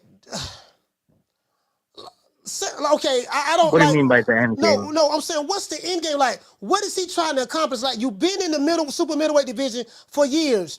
You never tried to. You didn't unify the division. You didn't even fight Caleb Plant, who was your stablemate that was with you. Your promoter said something about, we're not going to fight right now. We're going to wait till years later till the fight gets big. This is what he said, right? And so it seems to me that David Benavidez's promoter is the reason why he potentially possibly not getting a Canelo fight. Or I don't understand how they moving this dude. You didn't try to fight Billy Joe Saunders. You didn't try to fight Callum Smith. For the life of me, I don't understand how they moving this dude. How they moving this kid, man? I don't get it. Because he loves that ducking and cherry picking, Coach. That's just part of the PBC Island thing. And he needs to wake up and he needs to fight somebody because, yes, right now, because everybody hates Canelo, some people are on your side and some people are calling Canelo a duck because they're in the moment. But wait till Canelo retires, and if you keep ducking and cherry picking, everybody's going to forget about David, and nobody is going to accuse Canelo of ducking and cherry picking. So in the long run, if Canelo doesn't fight David, it's going to affect David more than Canelo. So it's JB, going to affect him way more. Before I let you go, fam, let me ask you this. So you honestly believe that Saul Canelo Alvarez has been breaking his neck, doing everything in his power to fight this guy, David Benavidez, because he's no monster, he's a cherry picker, and he's a ducker, and David Benavidez has been the one that's actively running away from Canelo? Is that what you're telling me? So the thing, I feel like, yes, David and his team really don't want that fight like that because they're not doing enough to get the fight. And they were talking a lot of shit while David was cherry picking and ducking. So I feel like Canelo really hates him and really resents him. He has a hate towards him to where he's not going to give him a payday because he has options elsewhere that are going to get him the same payday. Like a Munguia fight is going to get him the same payday as a David fight. There really isn't much difference between David and Munguia. The only difference is all the narratives going around that Canelo is ducking David, but sell-wise, popularity-wise, and the fight being difficulty, I really don't think Munguia is a much harder fight than David. So I feel like that's why Canelo doesn't want to fight this guy. Think about it this way, Coach. Look, imagine the Hagler days. If there was a guy that was ducking and cherry picking and he was accusing Hagler of not wanting to fight him, and Hagler doesn't fight him because he doesn't like everything that he was saying about him, do you think anybody was going to be saying that Hagler ducked that guy? No, nobody's going to care about that guy because he didn't do anything. You get what I'm saying by that, Coach? How everybody's just going to forget about David? Okay. So basically, So if Canelo refuses don't want to fight this guy, that's you don't consider that ducking? He's refusing. No, I don't consider that ducking. Okay, so what's a duck? What's a duck? Explain to me what a duck is. What's a duck?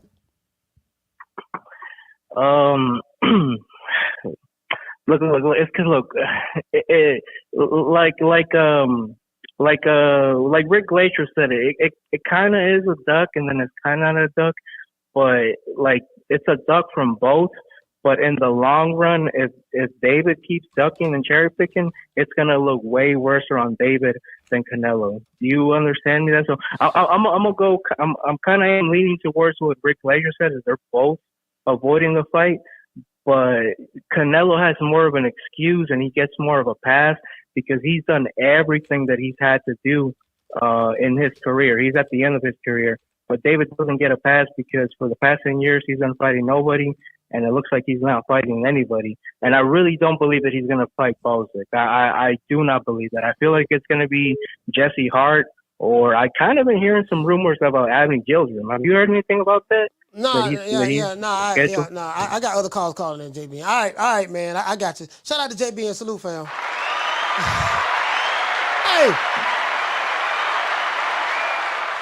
Now I don't know what y'all heard, but you know what I heard? I said, well, what's the definition? What ducking is? This what I heard. We must internalize the flatulation of the matter by transmitting the effervescence of the Indonesian proximity in order to further segregate, to preclude on the issue of world domination would only circumcise the revelation that reflects the aphrodisiac symptoms which now perpetrates the Jericho's activation. Shout out to JBN, man. I got a lot of love for JBN, but that's what I heard. Caller, what's your name? Where you calling from? Hey, it's Coach Eddie from ATL, Coach. What's happening? Coach Eddie, talk to me. Man, my main man, JBN. Oh my God. That's my dog, man. I like JBN, man. JBN, JBN and Ron Boy France and D Block, y'all four of my favorite callers. Y'all is hilarious. But go ahead, D. Go ahead, dog. The funny thing about JBN is I'm trying to figure, is he trolling? But I think he really believes what's coming out of his mouth. I think that's what makes it so funny. Cause you asked him that question, he was struck like so. He was like, well, he was sitting there fumbling. He couldn't come up with no. Yeah. I said, I heard the great. Listen, but he the one that started that. Listen, man. Listen. David Duck and Canelo. I've come to my own conclusion. There's nothing no one from David Benavidez's team can tell me or Canelo team can tell me. I have made my own conclusion. If you are fighting a fighter that's managed by Eddie Reynoso, that's under Canelo Promotions. So this is an arrangement. So if you can make a fight with a Eddie Reynoso managed fighter and a Canelo Promotions fighter, if you can make a fight with him, how in the hell you can make one with Canelo? Exactly. Yeah, man. Listen, man. Both sides full of shit, dog. Both sides full of shit. As far as I'm concerned, Coach Eddie, it is what it is, man. But go ahead. You got time to talk. Go ahead. Yeah. Like I said, Coach, they said, Canelo, put it like this. If I believe Canelo was the one that's ducking. I'm gonna put it like this. If Canelo sent David a contract, David would sign that contract. He would sign it. But if David sent Canelo a contract, Canelo wouldn't sign it. Canelo talking about going to fight Jaime Munguia on the zone. He's going to take about a $20 million pay cut. Because when he fought John Ryder over there on the Zone Network, he only had a guarantee of $15 million. The Zone is not going to pay him $35 million to fight on Jaime Munguia because he already went over there and bankrupt the Zone already. He stole $300-some million from them. They took a financial bloodbath when they signed Canelo Alvarez. They didn't make no money. They lost money on that deal.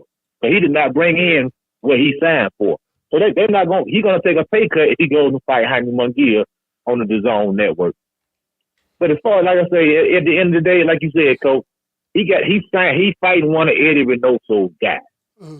So that lets you know already. They probably had let me say, look, David, go out there, look outside. He probably had a Lambo outside. They probably bought him a Mercedes truck and Lamborghini, and they had him put some money in his bank account. Just leave Canelo alone. We're gonna give you a shot at this guy right here. Canelo's not fighting.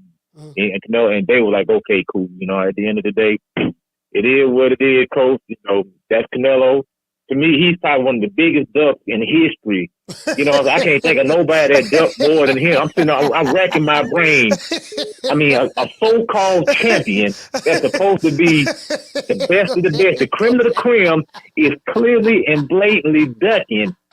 Roy Jones didn't do that. James Toney didn't do that. But all these legends did not do what this man is doing. But he has no shame, coach. He has no shame. He's shameless in his ducking. Hey, wait a minute. Hey, man. All right, man. Coach Eddie. ATL. Hey, salute. Shout out to Coach Eddie, man. Hey, man. Coach Eddie say. Coach Eddie. Hey, man. Coach Eddie. JBN say, Coach, man, listen, man, Benavidez has been ducking and cherry picking for years. Now, I am the #1 contender. I'm tired of James the Poodle, Grim Reaper, whatever he wanted to call himself, ducking me. All right, I'm tired of man driving around town in 8 Rolls Royces. He ain't fought nobody. I'm still in a Broham. Hey, JBN say, nah, Coach. Y'all remember what JBN called last week? I say, JBN, Benavidez been calling Canelo out for years. He say, nah, Coach, don't nobody want to see that fight. He ain't popular. Nobody calling for that fight. I say, JBN, there are literally 20,000 people on social media screaming like, I can show you all kind of stuff. 20,000 people saying that they want to see Benavidez fight on Canelo fight Benavidez. Yeah, Stephen A. Smith even did a whole segment on SportsCenter and everything. He said, nah, Coach, that ain't real. That's an illusion.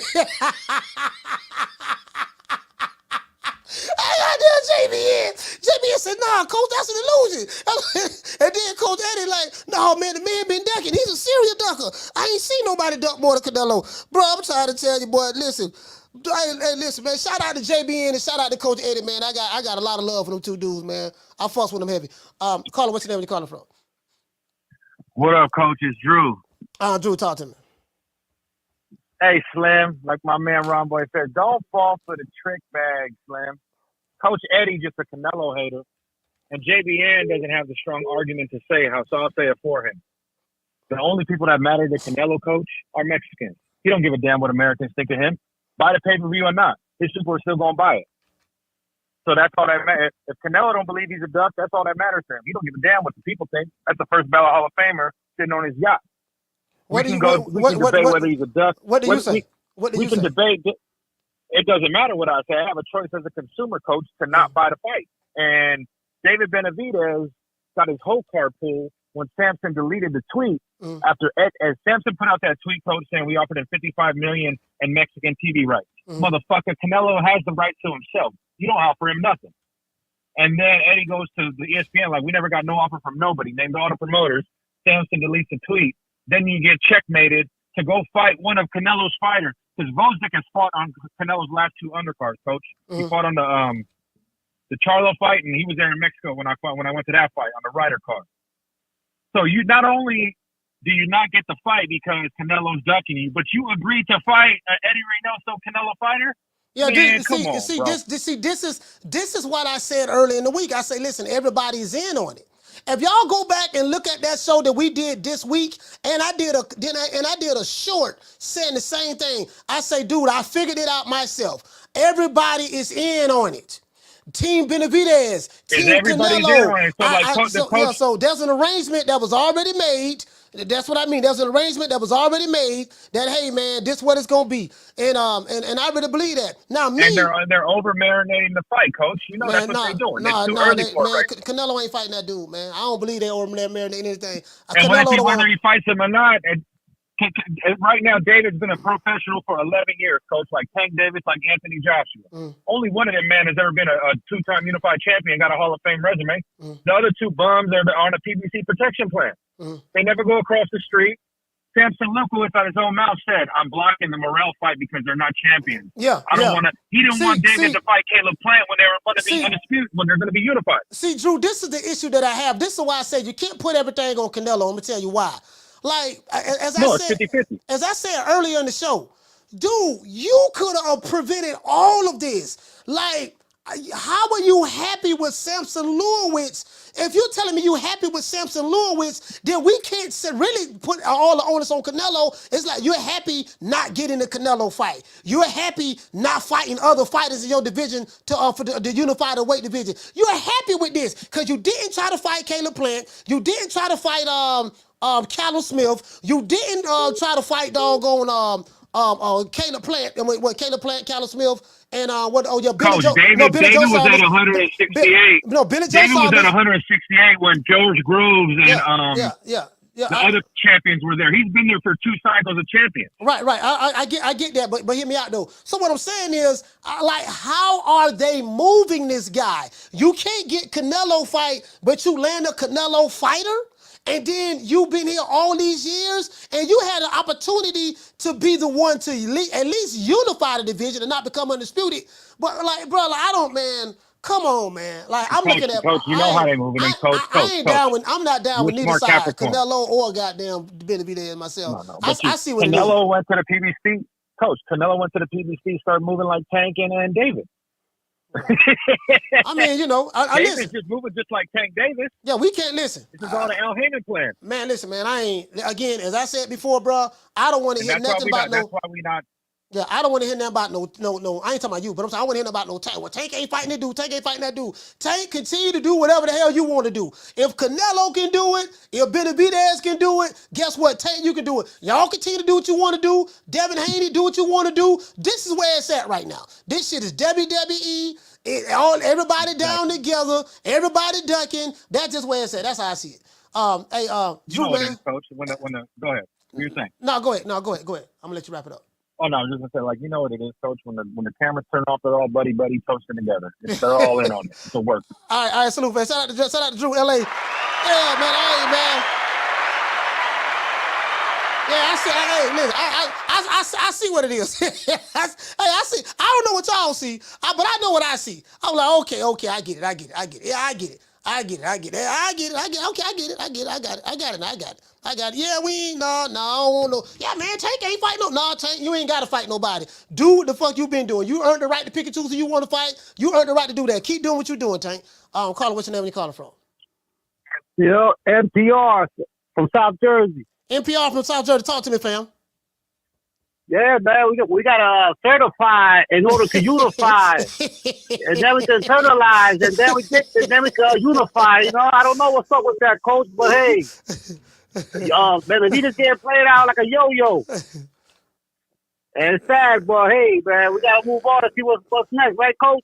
Man, I mean, it is what it is. I mean, listen, as far as I'm concerned, I don't watch enough Inspector Gadget, NPR. I don't watch enough Inspector Gadget.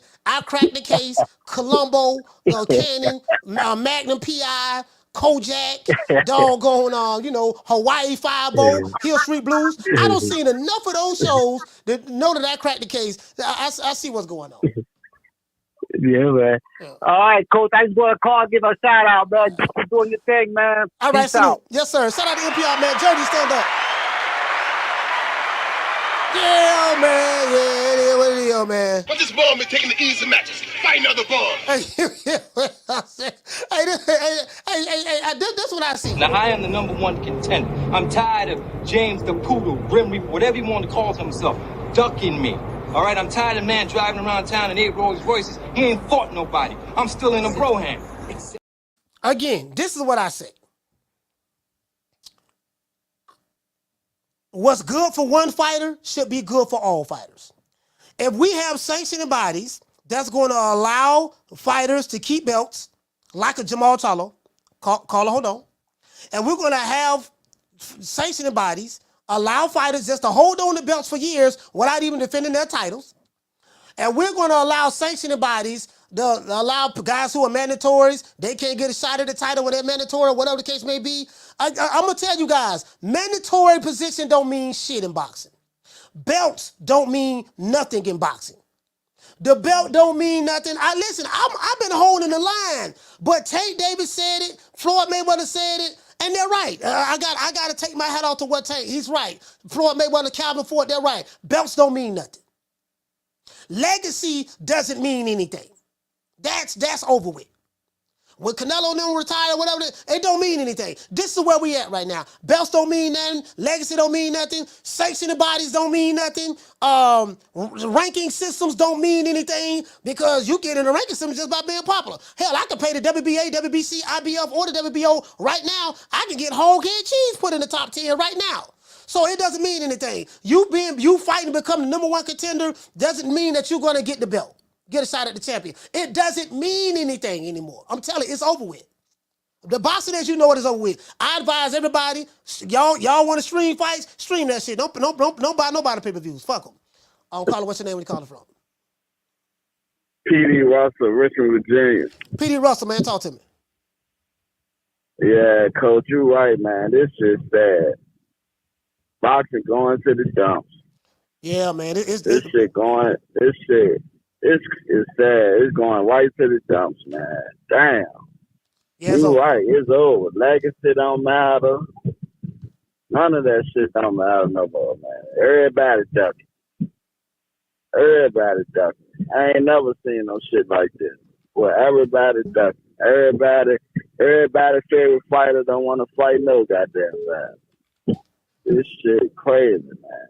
Hey, man, listen, man, PD. Hey, PD, listen, bro. I'm telling you, bro. Like, I'm like, fam. Cause see, this is the thing, right? If you open the door, I guess something like this is kind of maybe always kind of been here in boxing, not to this degree. Cause we seen Ali go through the gauntlet in the 70s and Hagglers and Sugar Rays and stuff. But today, listen, oh man, you know, we don't respect number one contenders. We don't respect mandatories. We don't respect belts. We don't respect the sanctioning bodies because the sanctioning bodies is just taking bribes and just put people on. They don't honor their own rules. They pick and choose when they want to strip a guy and then when they want to let a guy hold a belt for 75 years. Like, come on, man.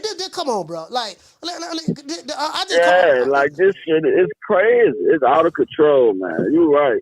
It's out of control.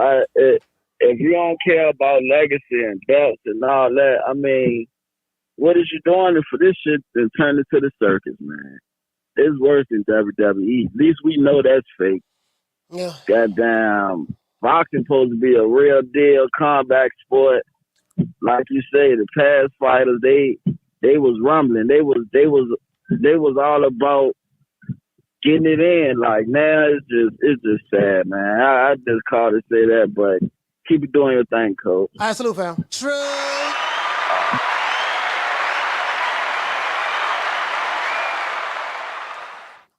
Shout out to Drew. Hey, okay. Dropping that quarter of a bam dub on your boy. Hey, Leroy. Super chat received. Playtime's over, boy. Drew said y'all need to watch more weight classes that are than the ones that are popular in America. Japan got real ones fighting tomorrow. Yeah, no, Drew. See, that makes it even worse. Hold on, Drew. Hold on. I'm glad you said that. I'll call her. Hold on. Like me, I watch a lot of different weight classes myself. But that's what makes it even worse, Drew. That's what makes it even worse. Because you got people like a New Way the Monster, you know, Chocolatito. Well, Chocolatito ain't fought a little bit. But you got Bam Rodriguez. What makes it worse is you have examples of fighters doing it the right way, in my opinion. They're fighting the top guys. They're unifying the divisions. They're not ducking mandatories. They're not saying, "Oh man, well you haven't earned the right to fight me, and you got to fight King Kong." You know, King Kong in the Godzilla movie coming out in a couple of months. You got to fight King Kong. Then you got to fight Godzilla. Then you got to fight the Scar King. You hammering home my point. We have examples, and in women's boxing, they fight like this all the time. So we see examples of fighters doing this, but then the popular fighters are not following the examples of the regular fighters that's putting in the work. So I'm like, if you're going to pick and choose when you want to apply the rules or whatever the case may be, then what's the point of having the rules? Forget the rules. Listen, a new way the monster shouldn't have to fight no tough competition. Ben Rodriguez shouldn't have to fight no tough competition. Devin Haney or Tank Davis, or they shouldn't have to fight no tough competition. Because if you're going to allow people who's supposed to be, if you're going to allow just certain star fighters to do it, let everybody do it. That's what I'm saying. That's what I'm saying. Carla, what's your name? Where you calling from? Unbiased Bram, New Haven, Connecticut. How you doing, Coach? Unbiased. Talk to me, fam. DuckTales. Ooh. Quack, quack. Who's ducking? Everybody's ducking, right? That's what's going on right now. That's the word of the day. Duck, duck. Goose, goose. I don't know, man. It's a bunch of tomfoolery, in my opinion, across the board. You know, it should be simple, but it's just not. But I wanted to ask you a question, Coach. How you feel about the Tank and Frank Martin fight? I like that on fight. a scale of 1 to 10. I like that fight. Scale of 1 to 10. I like it. You know, I mean, Frank Martin is a slick black fighter. You know, they say Tank ain't fighting some black fighters, so I like that fight. As a matter of fact, I like whoever Tank decides to fight. If Tank decides to fight Poach Chop Willie, I don't have a problem with that. I like whoever Tank decides to fight. Tank has to be able to fight whoever the hell he want to fight. I like that fight. So if he fight a ham sandwich, it's all good, right? It's all good. I ain't got no problem with it. He ain't gonna get no argument from me. He earned the right to I heard that. Want to fight. Yeah. Yeah, I said he was like an entertainment fighter, you know, at this point. You know, I look at it kind of like that until he, you know, challenged himself with his contemporaries. But, you know, I see from all sides of the spectrum when, you know, Canelo fans and Tank fans, they'll throw shade at each other's fans, but they don't hold their own fighter accountable. Like, I don't, it's kind of funny watching everybody, you know, get their Superman cape on and fly in the air to say their favorite fighter. You know, I mean, at the end of the day, man, it's just about being great and doing great things. I mean, I understand the business, but they're taking too much of the competitive aspect of the sport of boxing out. And right now, business is like 90% and the sport is 10. And I think that's a big reason why boxing is hurting to some degree, because they're taking out the competition of yeah. See, this is the issue, right? Boxing is top heavy, right? What I mean by that is the stars, the big name fighters have always been the fuel to drive the popularity of the sport of boxing. It's always been like this. I'm talking about the big name fighters. Like, of course, you got a million different weight divisions and they have good fights in different weight divisions, but the fighters that move the needle have always been the ones that brought the popularity into the sport. So when you have fighters that move the needle, the big guys not following the examples of the other fighters in the other weight divisions, and then now your popularity is gone, and now this is where we at. Like, everybody has a responsibility here. If the business of boxing has ate itself alive in America. That's just the reality of the situation. Now, again, I'm biased. I'm not upset at all. I'm not upset at all. As far as I'm concerned, Canelo and David Benavidez are ducks. I don't give a damn what nobody say. That's how I feel about it. It's subjective to me, based on the information that I receive and what I've been seeing. So I don't care nothing about none of that. I'm not Team Canelo, not Team Benavidez. And last time I checked, I wasn't Mexican. So I'm gonna call it the way I see it. But my thing is, okay, Bam shouldn't have to fight no tough fights. I don't want to see a new wave fight no tough fights. I don't want to see the women fight no tough fights. No, let everybody do the same thing that the guys up top are doing. And I ain't got no problem with that. So you ain't gonna hear nothing out of me. Man, you do that, man, and then everybody's viewership go down because the sport of boxing will continue to pitfall, you know. But again, I think the issue is American boxing more, because I think boxing in other countries is doing pretty well overall, man. Boxing in other countries are doing very well, and boxing even here in America is doing good at the smaller weight divisions. They are. What I'm saying is this here. I'm gonna say this before I let you go, because I got other callers calling in. What I'm saying is this here. No. What I'm saying is this here. Far as I'm concerned, don't call me complaining about what Tank doing. Don't call me complaining about what Devin Haney doing. Don't call me complaining about what doggone Terrence Crawford doing, or what Errol Spence doing, or what Bruce Ennis doing. Let all of them do whatever the hell your favorite fighters are doing. Because if your favorite fighters can do it, then everybody else should do it. That's all I'm saying. Shout out to Stephen Brimley, man. That's all I'm saying.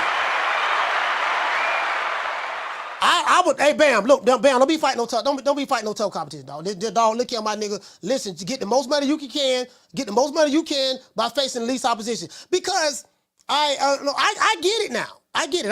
I understand. I see what's going on. Shout out to Stephen X. Hey, okay. For dropping that quarter of a bam dub on your boy. Hey, Leroy.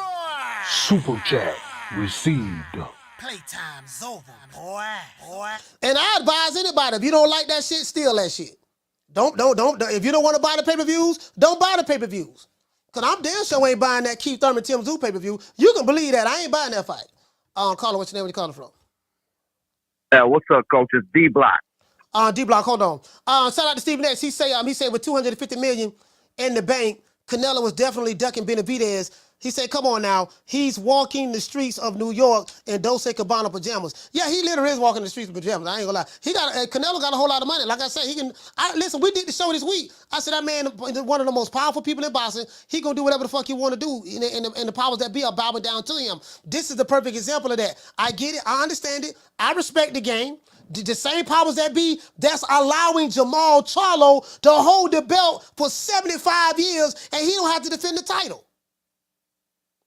Imagine that. Jamal Charlo, at least Canelo is fighting. Jamal Charlo is not even fighting.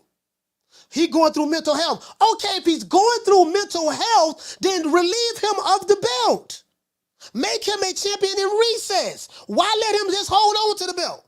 Shout out to Drew. He said it's been like this. Joe Louis Joe Louis did not get a title shot unless he gave a percentage of his purse going forward to the champ if he won. Yeah. I mean, you know, back then it was different. You know, you had the mafia back then and stuff like that. Yeah, you know, but then Ali fought all the goddamn killers. Ray Robinson fought all the killers. We had the Black Murderers Row and stuff like that. Julio Cesar Chavez, Salvador Sanchez. So, I get what you're saying though. Go ahead, D-Block. Sorry about that.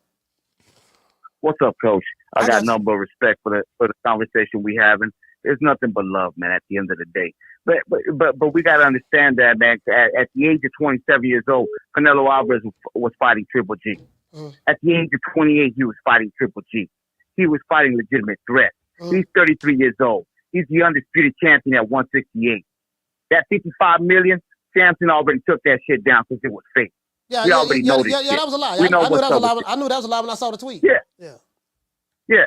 So Cinnamon is the last Mohican because he's gone for legacy. He's established Hall of Famer career that you can't define from anybody else, not even Tank Davis. You can't put both of those fighters in the same limelight. You can't put them in the same shelf. Those are two different categories. We're talking about Tank Davis. Now we said that we can't criticize other fighters no more because Canelo Alvarez is doing it. I can tell you like this. I can criticize it because at the end of the day, I know what's real and what's not. And I know Tank Davis ain't real. I know that he's a hype job.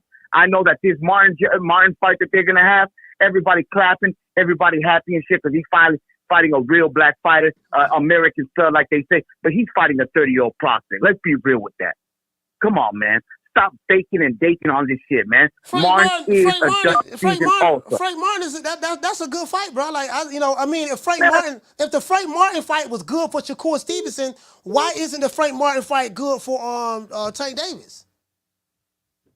I mean, everybody say that Tank Davis is scared to fight slick black fighters. Okay, he's fighting a slick black fighter, and Frank Martin. I mean, we can't have it both ways, D-Block. Like we can't have it both ways. Go ahead. Sorry about that. Yeah. So Calvin Ford just said last night they ain't fighting him.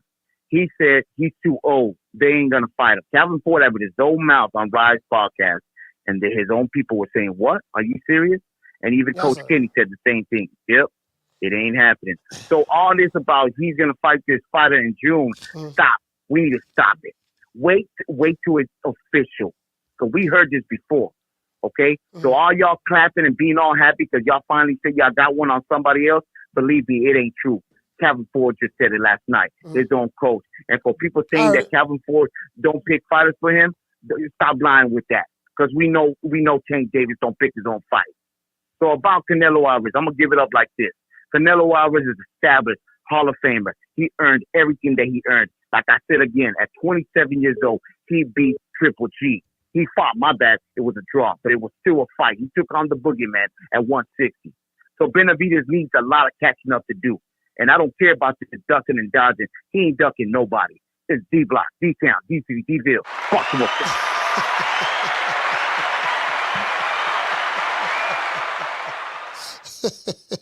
Hey, man, look here, man.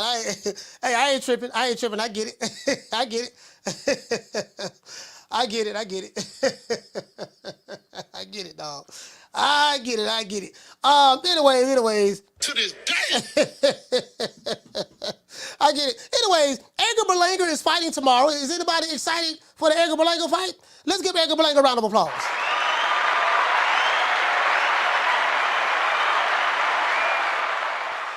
Let's give everybody a round of applause, man. Let me see what I got right here, man. Caller, what's your name? Where you calling from? Hold on, fam. Hold on. Don't hang up. Okay, repeat your name. What's your name? Where you calling from? Big Ben, Fresno. Big Ben from Fresno. Talk to me, fam. Let me give you more or less of an idea of how the Mexican fan base is feeling about this. You know, when Canelo first came to the scene, it was him and Cesar Chavez Jr. competing for the attention of the fan base in Mexico, and Canelo won that. You know, he smoked Chavez Jr., made him look bad, whatever. But over the course of time, people started noticing that he's picking and choosing his fighters, and that legacy he's building is falling apart at the end of his career.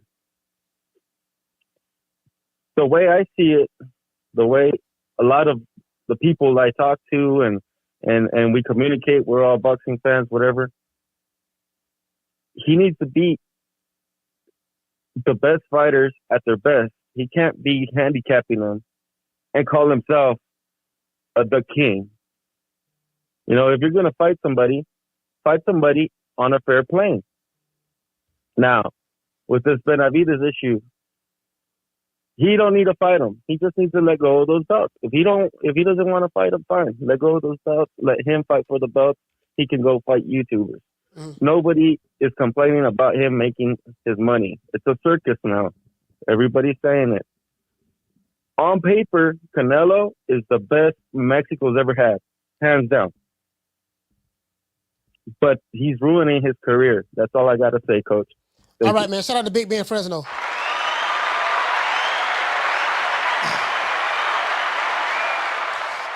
I want everybody to look at this. If you're a David Benavidez fan, I want you to look at this. If you're a David Benavidez fan, please help me make sense of this. How is David Benavidez been in the super middleweight division before Canelo got there? He hasn't had any unification matches. He didn't try to fight Billy Joe Saunders. He didn't fight Callum Smith. Hell, he didn't even fight his label mate, Caleb Plant, when both of them were champions. Carla, hold on. Canelo moves up after David Benavidez got stripped of his belt twice. He fights Callum Smith, the guy that David Benavidez never tried to unify with. He wins the vacant WBC belt and that Benavidez had, and the WBA title from Callum Smith. Then he fights Billy Joe Saunders in Texas, another fighter that Benavidez didn't fight. And I and PBC, they could have tried to make those fights if they wanted to. They didn't try to make those fights. And then we have video footage of you was with in front of Caleb Plant, and Caleb Plant like, man, when we gonna fight or something of that sort. And Samson Lewis, your promoter, is saying, nah, we ain't gonna fight right now. We gonna let it go by some until after COVID or something, until that fight is bigger. And then when you and Caleb Plant fight each other, neither one of y'all have a title. And the fight wasn't bigger. And you're having meetings with Canelo Alvarez's team, Al Heyman, Samson Lewis, and Mauricio Sulaiman, and you agreeing to fight a Canelo Alvarez Promotions fighter at a higher weight class. So how in the hell, if you expect me to believe as a David Benavidez, if I'm a David Benavidez fan, that this guy really was trying to get that fight like that? Both of them, listen, Father Alexandr Canelo and both of them ducked each other. That's how I see it. Because Canelo ain't want to fight David Benavidez. I think that's obvious at this point. Because when Canelo fans call, well, he didn't deserve the fight, he didn't do this, he couldn't do the Tusa roll, he couldn't do the butterfly. It's all this other shit, all this other shit. I get it, that's your guy. But you got ducked Benavidez. And Benavidez, you ducked dog on Canelo. Both of y'all ducked each other as far as I'm concerned. Nobody's going to change my mind on that. Caller, what's your name? You calling from? Jamie from New York. Jamie from New York, talk to me. How you doing, Coach? That's good.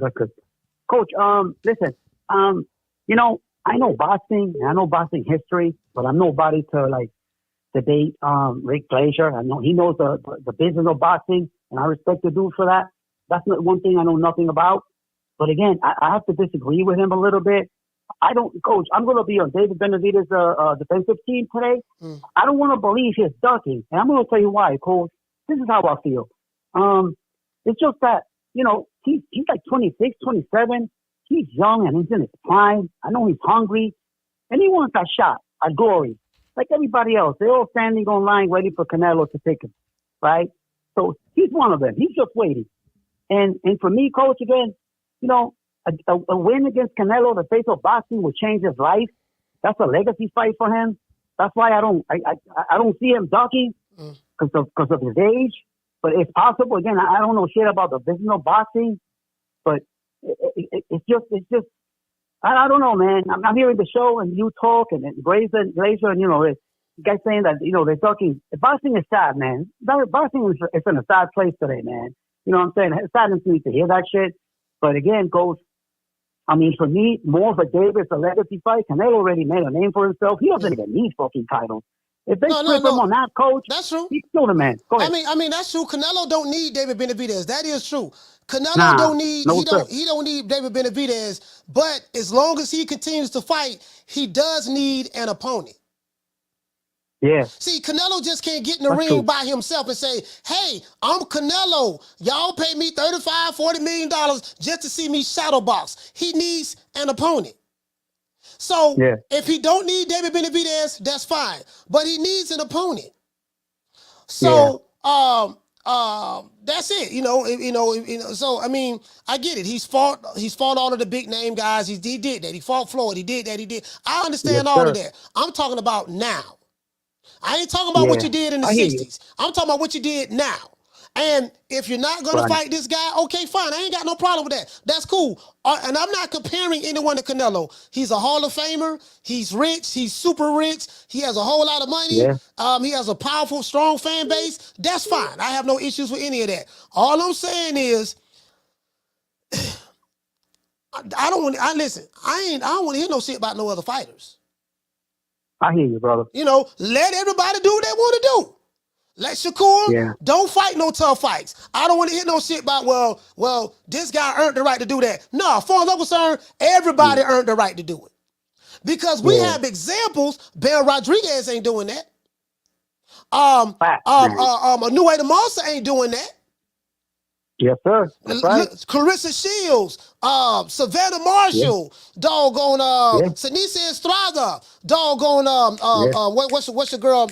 What's your girl name? Who fought? Had to fight in New York. Katie Taylor. Yeah, Katie Taylor and Amanda Serrano. Like, listen, you know, we seeing the fights going down. We seeing those Saki Foster going in Mexico fighting Rocky Rodriguez. So we're getting the fights, but it's just not the big, you know, we're getting the big name fights. But for the men's sports in America, it is what it is. So my thing is, I ain't got nothing to say about no man. Look, let them do what they want to do. It is what it is. I see what it is. That's where I'm at with it. I'm not upset.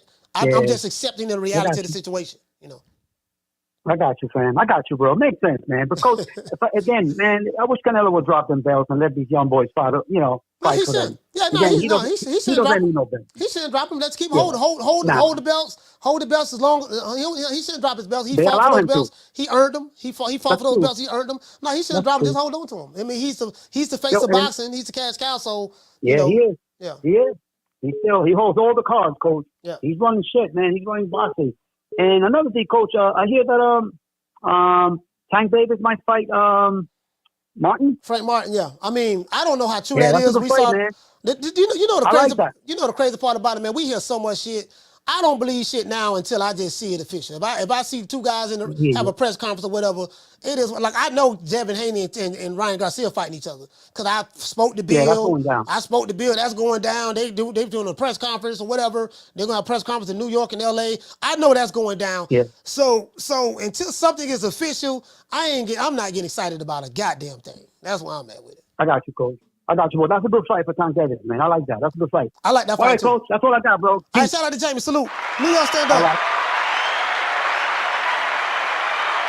Yeah, man. Hey, shout out to Al Rogan. Until I see these dudes in the ring, I'm not tripping. Like if Tank fights Frank Martin, I like that fight. I like that fight. I like it. Because I like Frank Martin. I think Frank Martin is a talented fighter. Carla, hold on. I think Frank Martin is a talented fighter. I like that fight for Tank Davis. I do. I like that fight a lot for Tank. I don't know what the pay-per-view numbers will do. I'm pretty sure that it's not going to do $1.2 million to 1.2 million pay-per-view buys. I could damn near guarantee you that it's not going to do that because he's fighting a slick black fighter. So he's fighting a slick black fighter, and you know what they say in America: two black fighters fighting each other can't sell. This has been the stereotype and the narrative that's been pushed for a long time. They always want to put black versus Mexican, but black versus Mexican don't necessarily sell. See, this is what sells in boxing. It's not a nationality thing or a race thing. What sells in boxing is when you have two top guys fighting each other. Let's put it this way. If it's a big name fighter, if you have a black fighter that has a big enough profile and another black fighter that has a big enough profile and there's a demand for that shit, when those two black fighters fight each other, that fight is going to be big. Now, that's what moves the needle, right? If the fighter doesn't have a big profile, then of course it's not going to be a big fight. I don't care how good Tank Davis is. He is only as good as his dance partner. If any fighter, whether it's Canelo, whether it's Errol Spence, whether it's whoever, in order for you are only as good as your dance partner. And if you're fighting tomato cans, once the buying public wakes up, they're going to say, look here, man, you ain't fighting no goddamn body. I ain't finna be paying all this money to come see you and you ain't fighting no damn body. Like, you can only fool the people so many times before they catch on. So, Carla, what's your name? Where you calling from? What's up, Coach? This is M1 from the BX. M1 from the BX, talk to me. Coach, man. I don't like your tone, man. Talking about that you don't care what other fighters, what I'm saying, do or whatever, man. You got a big voice in this boxing shit right now, man. But look, there's my point, right? When Canelo went to the zone, right? Eddie Hearns got all his fighters paid and all his fighters for Canelo, right? How is it that PBC gets Canelo on their roster and their main guy don't get the fight? To me, this shit they dropped the ball. This is PBC's fault, and this is why I want PBC out of the game, because they fuck up every fucking fight.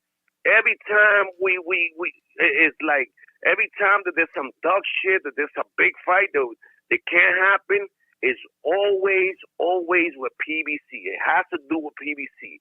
Either match them with PBC or top rank with PBC or whoever. But PBC is always in that duck category. You know what I'm saying? That we've been going through this shit for 6-7 years already. So they dropped the ball. How is it that you don't get your fucking fighter this fight? This shit is, you know what I'm saying? This shit is like, You know what? Incredible. You know, I don't. You know what? I can't put this one on PBC. I'm looking at Samson Lewis. That's who I'm looking at, bro. Like, listen, this dude. See, this is what confusing me.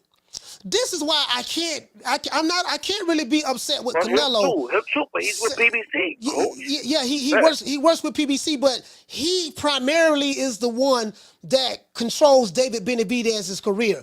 David Benavidez has said on record, I am happy with Samson Lewis. So if you're happy with Samson Lewis, then that means you're happy with the way they are moving you. David Benavidez is not taking control of his career. How in the hell are you happy with not unifying the division when Canelo was goddamn Canelo was at flyweight some goddamn where? Just, you know, of course I'm being facetious, but how can you be happy with not fighting Billy Joe Saunders? How can you be happy with not fighting Callum Smith? How can you be happy with not fighting Caleb Plant? You're trying to unify the division before Canelo even got there. And then you're mad, oh man, Canelo don't want to fight me. I've been trying to fight Canelo. Fool, you could have prevented all of this. All you had to do was unify your division. At least get 2 of the 3 belts, 2 of the 4 belts, or get 3 of them. But you was on this PBC shit. Well, we ain't fighting nobody on the other side of the street when we don't have to. Like, come on, man. Like David Benavidez David Benavidez has to take some responsibility in this as well. We can't put it all on Canelo. Twice. Yeah. He lost the belt twice. Yeah, that's his fault. Yeah. You know what I'm saying? Yeah. So he could have had that fight. All he had to do was hold on to that 1 belt. Yeah. You know what I'm saying? And he lost it twice.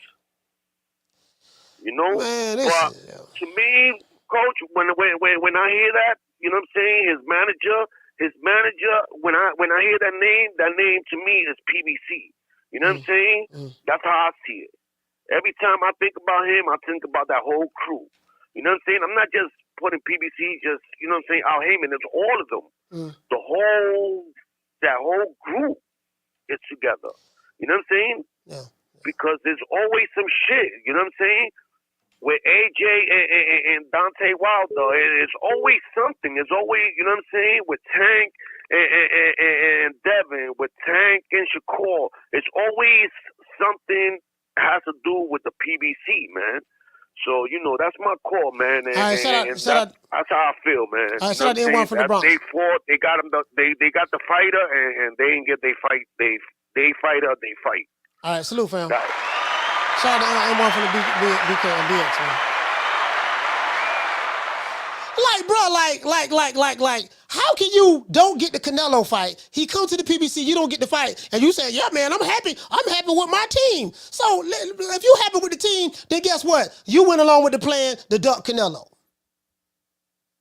I can't sit here and say, wait a minute now, Canelo fans are all wrong. They're saying that he ducking Canelo. I mean, I do get it. I get it. I get what they're saying, but I'm saying, listen, both of these motherfuckers ducked each other. Because Canelo definitely didn't want to fight that guy. Because Canelo can make a fight just like that if he wanted to. Just like that if he wanted to. You know, he does what he wants to do, right? He's the face of boxing. He's the boss. You don't dictate what Canelo do. Canelo dictates what he does. Okay, if that's the argument we're running with, okay, I agree with you. Well, he could have made that fight with that boy a long time ago if he wanted to. He can make it right now if he want to. If it don't happen, he don't want it. You got to accept that. Benavidez's team, hold on. Benavidez's team, Samson Lewis, apparently they didn't want it neither. Neither one of them wanted it. For whatever the reason may be. That's the reality of the situation. Team Benavidez, Team Canelo. Now you can say, well, Canelo, the face of boxing, can do whatever you want to do. All that shit sound good. But when the rubber hits the road, he ain't want that fight. That's the truth. Carla, what's your name? Where you calling from? What's up, Coach? It's Jerry from Baltimore. Jerry from Baltimore, talk to me, fam. That's crazy talk, Coach. Ain't no fucking way Benavidez is ducking Canelo. No way whatsoever. Never has he done that. You talk about Why didn't Benavidez do this and do that? As if he makes his own fights, as if he can just say, I'm going to fight this guy and I'm going to fight that guy. You know better than that. It doesn't work nothing like that. He has to fight the guys at the PBC, that suits the PBC are willing to finance that he fight. He had no problem fighting Caleb Plant 2 years ago, 3 years ago, just like when he fought him not that long ago and beat the crap out of him. Nor Andrade. He would have fought those guys at any point. He doesn't make the fights. Why would he duck Canelo? So he could move up to light heavyweight and fight the winner of Bivol and Beterbiev for the undisputed title, and it wouldn't be 1/5 the size of a fight against Canelo. He's been calling for Canelo. He's the #1 contender. I'm a Canelo fan, but the bottom line is this. Benavidez is too much risk, not enough reward, and Canelo's ducking him. He's been ducking him for at least 2 years now. I said that. And I like Canelo. I said that.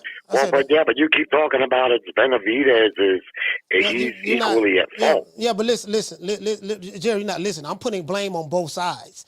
The reason why I'm putting blame on both sides is because, okay, let's say I go down this rabbit hole with you.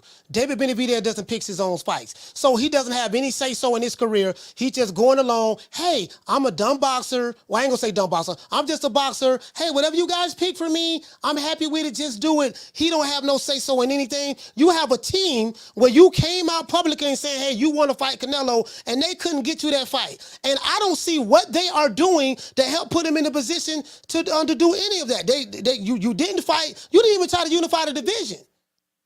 You didn't even fight Caleb Plant when he had the belt. So my thing is that's not in his control, though, Coach. No. But hear me out, Jerry. I'm not disagreeing with you. If you're saying that Benavidez is not at fault, okay, his team is at fault. It's still a reflection of him because they are Team Benavidez. He went along with it. He went along with it, Jerry. No matter if it's the team that he currently has or another team, they can't make Canelo fight him.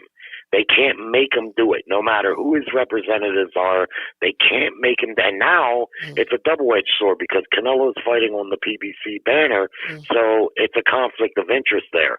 They want Canelo to be undefeated and cash in on his popularity. He's not undefeated. Benavidez, well, I'm not undefeated, but what I'm saying is they want to put him in against guys where they can maximize them, just like they do with Tank, maximize the payday and keep him winning. And Benavidez is a direct threat to that. There's nobody left in the super middleweight division. People try to give Canelo a pass, and they say, "Oh, Canelo, he's already did this, and he's already." Well, guess what? He's the undisputed super middleweight champ. He's top 5 pound for pound fighter. He commands a ton of money, and you know what? I don't care if you go on 2-3 fights and make your money, but you know what? You got to get a fan something back. You're still an active fighter. You're a top 5 pound for pound guy, getting the most money. You got to fight Benavidez. Enough is enough. And where I'm at with Canelo, and I followed his whole career, in his next 2 fights, if it's not Crawford or Benavidez, I'm not paying. I don't give a fuck who it is. He's not fighting. He's not fighting either one of them. I know. Well, guess what? I'm gonna do the only thing my little $80 can do is just not buy it, man. I'll stream it or whatever. I can't get behind it. You know. I just can't. And that goes for Tank Davis, too. Frank Martin is not a bad fighter, but it's the same thing with Tank Davis. They put him in against guys. That kid Rayo, he's not a bad fighter neither. But we want to see Tank, as you know, against the top guys. And there's a lot of really good fighters in that 135, 140 area. And, you know, they keep feeding us guys that aren't bad. You can't say they're bad fighters. Frank Martin, he's a solid little fighter. But who don't think Tank's going to win that fight? You know what I mean? Most everybody going to be betting on Tank, and I've had it with him too. If he doesn't start earning my money, I'm not giving him my money. Fuck it. All right, but salute, Jerry, man. I thank you for calling the show, brother. Your voice has been heard. Coach. Salute, fam.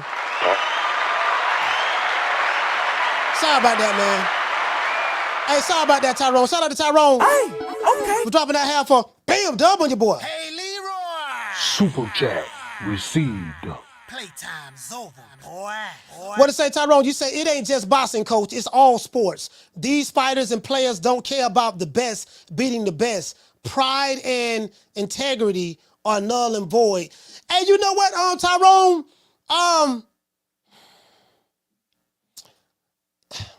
You do have fighters in boxing that are putting in that work, fam.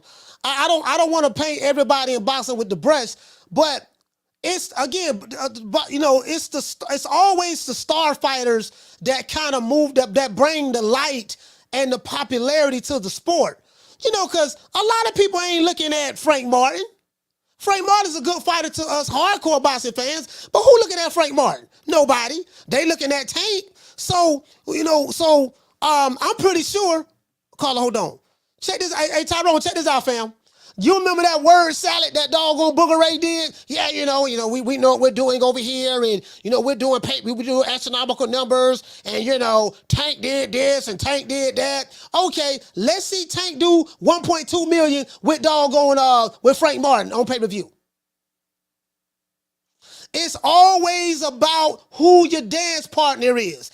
And this is what boxing is missing. They don't care about the dance partner. They like, no, we're going to put your never whole get cheese. We're going to put it on pay-per-view, and these mofos going to pay for it. Guess what? The mofos ain't buying it. I want to encourage everybody who's watching this live. Stream whatever the hell you want to stream. Don't buy shit. If these fools ain't gonna give you the fights they want, steal everything that's not bolted down. True. Believe that. Carla, what's your name? Where you calling from? Martin from Oakland. Martin from Oakland 2 times. Yeah, Coach. I think you're partially right that basically everybody's in on it, and I believe they are based on what I've seen. Because, like I said, I've seen the interview on the Spanish Pro Box where Sampson said he wasn't going to force the mandatory, and then I'm also the one that, found out Gvozdyk is being managed by Eddie Reynoso. So what I'm thinking is happening, and I know as much as everybody else, I don't know shit. What I'm thinking is everybody sat down. They basically said, look, you fight Gvozdyk. Eddie's going to get basically a sneak peek to what to expect when Canelo fights him, because Canelo's trying to get out of his deal with PBC. He did it with the Zone. He got out of his deal with Golden Boy. He got out of his original deal with Main Event. It cost him $10 million. The dude's a business. That's what a lot of people don't understand. They think he's just a run-of-the-mill boxer. Ain't no boxer cashing out $10 million to get out of no deal but him. So he runs shit like a business. Just like Bob Arum runs Top Rank like a business, he runs his shit like a business. He knows what the hell he's trying to do, and more power to him. I think he knows, everybody knows, that's the biggest fight that can be made for him. Even if he fought Crawford, I don't think he does the same numbers because only so many casuals are going to cash out for that fight. A hell of a lot more casuals are going to cash out for Benavidez. I think he's trying to get rid of PBC so that he can move on, get the Middle Eastern dollars. And, Drew said it best when he said Canelo don't give a fuck about nobody but the Mexican fans, because ultimately the Mexican fans are the ones that buy his fight. And if he don't make this fight, he can't go back there. He can't look them fans in the face and be like, well, I didn't want to fight him, or I didn't need to fight him. That excuse ain't going to fly out there. They already 50-50 on his ass. They already, half of them like him, half of them hate the way he's moving, more so than American fans, and they're the ones that are actually cashing out for his fight. They're not the ones hating from the sidelines because he's getting more shine than Tank Davis is in America. You feel me? So I think the fight is going to happen. Is it some bullshit the way they're doing it? It is, but at the same time, I can't tell you how to run true media boxing, and we can't tell this man how to run his career. You feel me? We would love things to be our way, but our way can only be done when we're the boss. You feel me? Yeah, that's just my opinion, Coach. All right, I'm gonna let you go, fam. But my thing is this here. I'm not asking Canelo, Tank, Terrence Crawford, Errol Spence, Boo Sanders, Tyson Fury, Alexander Usyk, Anthony Joshua. I'm not asking them to do anything no other than what fighters who came before them have done. And some fighters are fighting the top guys. Anthony Joshua is a perfect example. New Way the Monster, this and that. And Canelo has fought a lot of tough guys. He's had 64, 65 fights. So I can't take anything away from Canelo from what he's done in the past. I can't take anything away from him on that. I'm not talking about what he did. I'm talking about here and now and today. From what I'm seeing, you're right. He's the most powerful fighter in boxing. He can do whatever the hell he want to do. My thing is this here.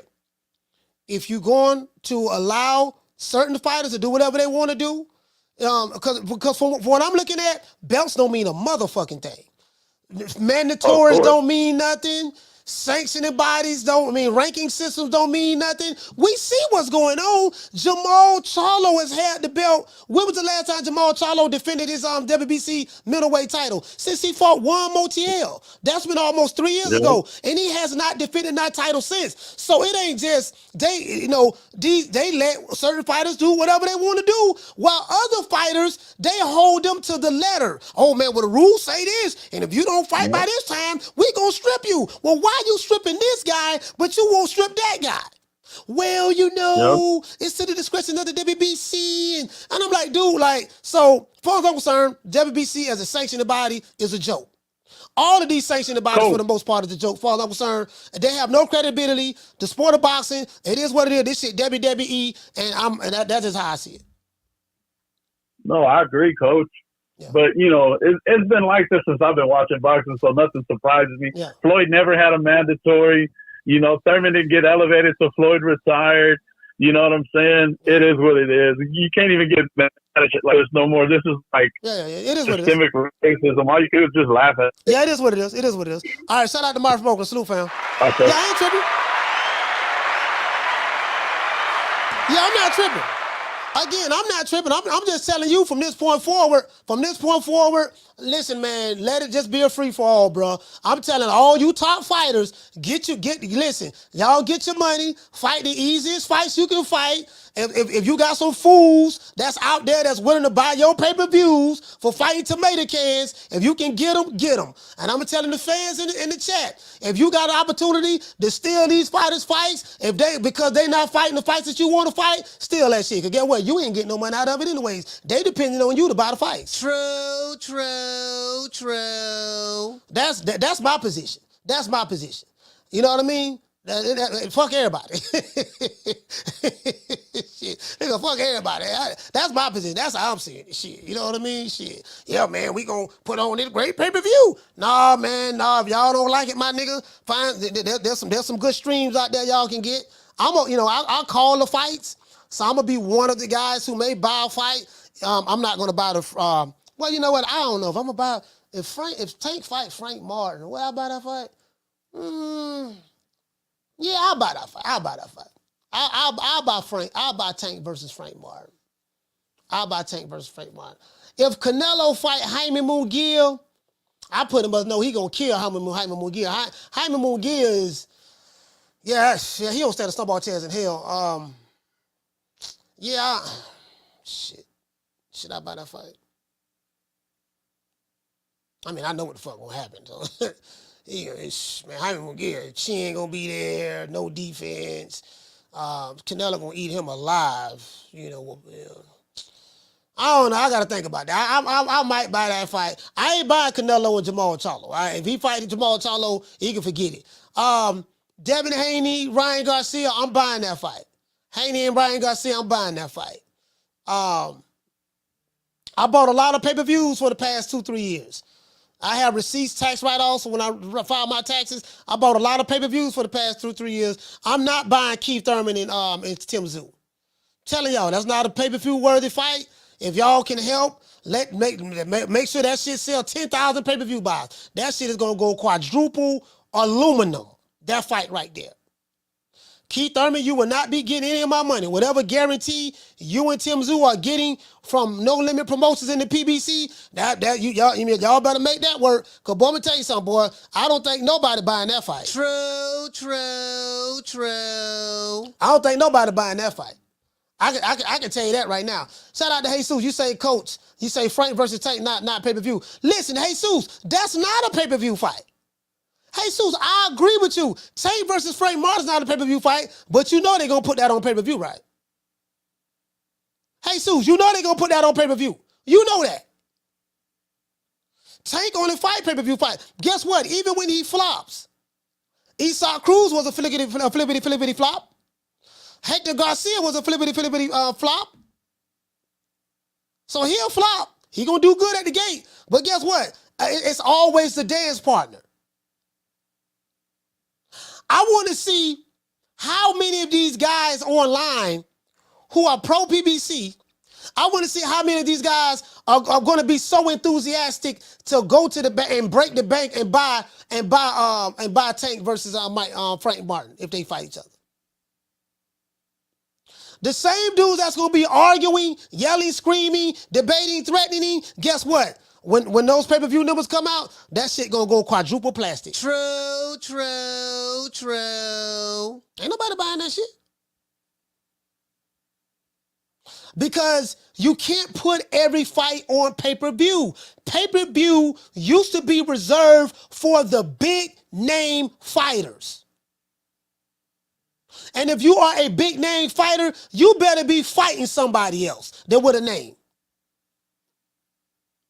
Again, I'm not knocking their business model. Booger Ray Leonard say, we know what we're doing over here. You know, it's about putting butts in seats. Okay, continue to put the butts in seats. Guess what? But at that pay-per-view, that shit gonna be shaking. True. Shout out to June. He say Canelo versus Munguia would do a meal. You know what? I wouldn't doubt that. I wouldn't doubt that, June. I wouldn't doubt that. Because, you know, that's an all-Mexican card right there. You talking about Jaime Munguia has a following. As a matter of fact, that fight is very, very easy to sell, too. I'm going to tell you. Hold on, June. Hold on, fam. Let me go to Box Rate right quick. Jaime Munguia and Canelo Alvarez sell itself. Jaime Munguia and Canelo sell itself. Let me see. Munguia. I mean, you got all Mexican cards, shit. I remember when Drew said that. Drew said, "Yeah, man, Jaime Munguia and Canelo, that's a big fight, coach, in Mexico." Drew was the first one called to say that. Jaime Munguia is 43-0, 75 knockouts. True. Jaime Munguia is 43-0, 75 knockouts.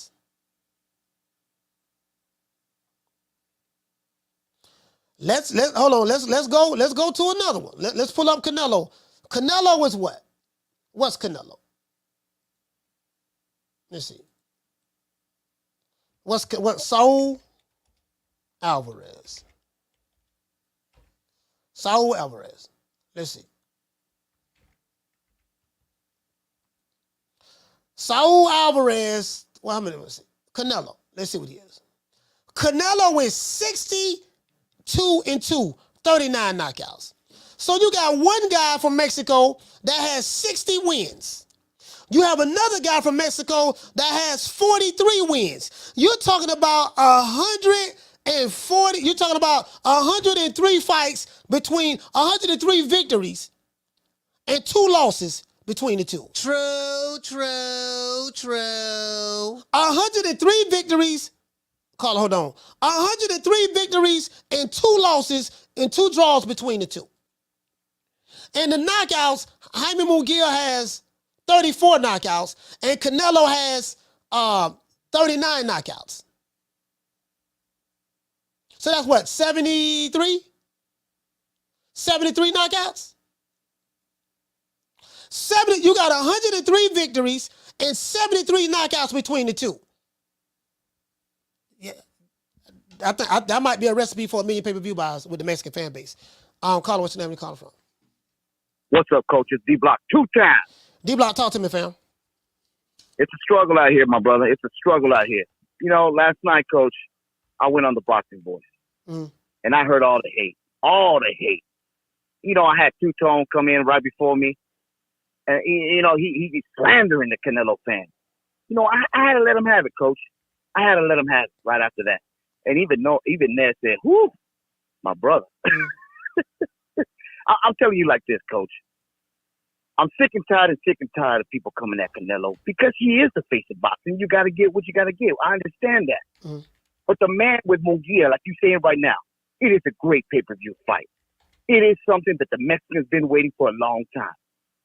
You know, there was a call a couple of calls back, maybe five calls back, where he said that Chavez and Canelo, they did 1 million pay-per-view buys, I would guess. No, not guess. I think it was true. And he said after that, Canelo was picking and choosing, and that he's winding down and that his fight ain't what it used to be. I'm telling you right now, the man is 33 years old. He's given us everything that we've always wanted in fights. It was Canelo's era, and he's winding down. He could do whatever he wants. Now he's going to give you Munguia if it is. Wouldn't you love that, Coach? Like you said right now, 1 million pay-per-view buys. What do you want, Coach? You want a great Mexican versus a real Mexican, Barrera, Marquez. I mean Morales. This is the type of fight we want, Coach, as Mexicans. What you got to say with that? I mean, I can't speak for the Mexican people. I mean, I don't know how big and popular is Jaime Munguia over there in Mexico. I'm hearing that he has a big fan base from Oscar De La Hoya. You know, Oscar De La Hoya saying he's a rock star and all that stuff there. I don't know. You know what I mean? So, you will probably know more about that than I do. But I don't know, man. I mean, I'm looking at it. I'm like, how can I sell that fight? Well, you know, you got two Mexican warriors. Both of them have 103 victories and 73 knockouts, KOs between the two. One's from Guadalajara and the other one is on he's from Tijuana. He's from Tijuana. I think they saying Jaime Munguia is from Tijuana. So I don't know. I don't know how popular he is in Mexico. I have no way. I don't know, to be honest with you. So, Coach, I want to say again, I appreciate you as always, Coach. You are a great one on the show, and you bring greatness out of everybody, Coach. I'm telling you this right now. You brought D-Block to this point right now where I can tell you this. I am Mexican. I'm proud to be Mexican. And I'm telling you, I got to guarantee you this. If Munguia can go to Arizona and sell out a stadium or sell out the arena, and the Ecuadorian guacamolean Mr. David Benavidez can't even do that shit, and they're lying to the public. Sampson is lying to you, Coach. He's lying to me. He rebutted his tweet. I just posted it on my Twitter. And by the way, Coach, Twitter is a hell of a place to be, Coach. You know this. It's like the Wild Wild West out there. Yeah, Twitter, every motherfucker going at everybody. Yeah. It's like the Wild Wild West. Ain't no rules anymore in there. I'm telling you, you could talk about your grandma and everybody. You know, it don't matter. I'm telling you right now, Coach, I want to appreciate you for letting loose D-Block. I'm out here. I'm raging and making people mad. I don't give a fuck. It's D-Block, D-Count, D-City, D-Bill. Fuck more. Hey, D-Block. Well, listen. One thing I will say, D-Block is going to fucking represent for Canelo. I'm gonna give him that. D-Block gonna represent for Canelo anywhere he go. I've been hearing about doggone D-Block going into different podcasts, different places. I'm sitting there looking on Twitter right now, man. Yeah, Twitter is like the Wild Wild West, bro. Twitter is hilarious to me. Twitter is hilarious to me. Twitter is a whole nother ball game.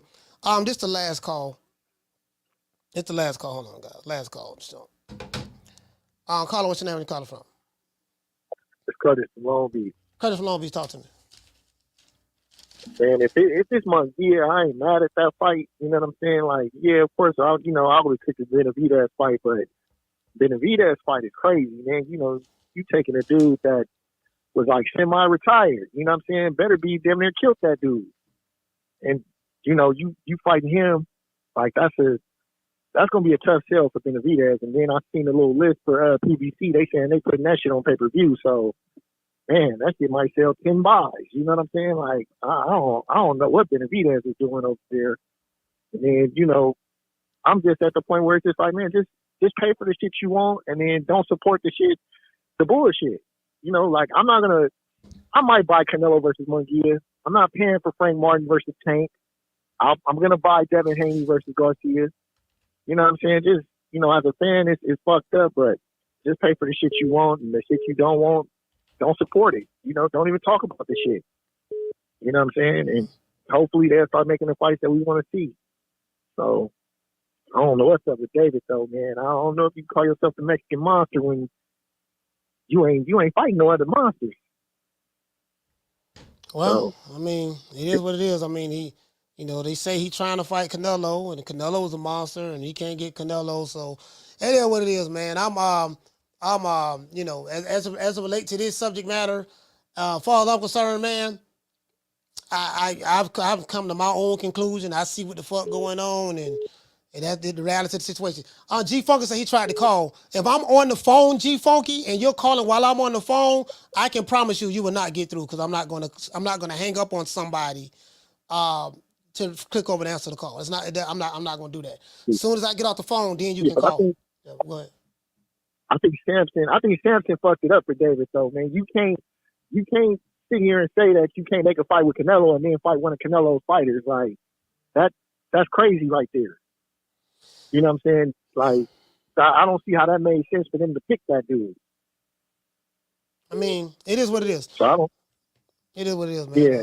I mean, shout out to Curtis Long Beach Salute fan. I said that was the last call. This is the last call right here. Oh, I guess he said he'll call back some other time. This is the last call, man. It can't be long. I'll call what's your name? Where you calling from? Coach, what's going on? It's Rob from New York. Rob from New York. You last call. Talk to me. Absolutely, brother. Absolutely. Nah, I called yesterday. I went on a rant. You know, you even pulled the Jeopardy music on me because I was going on. But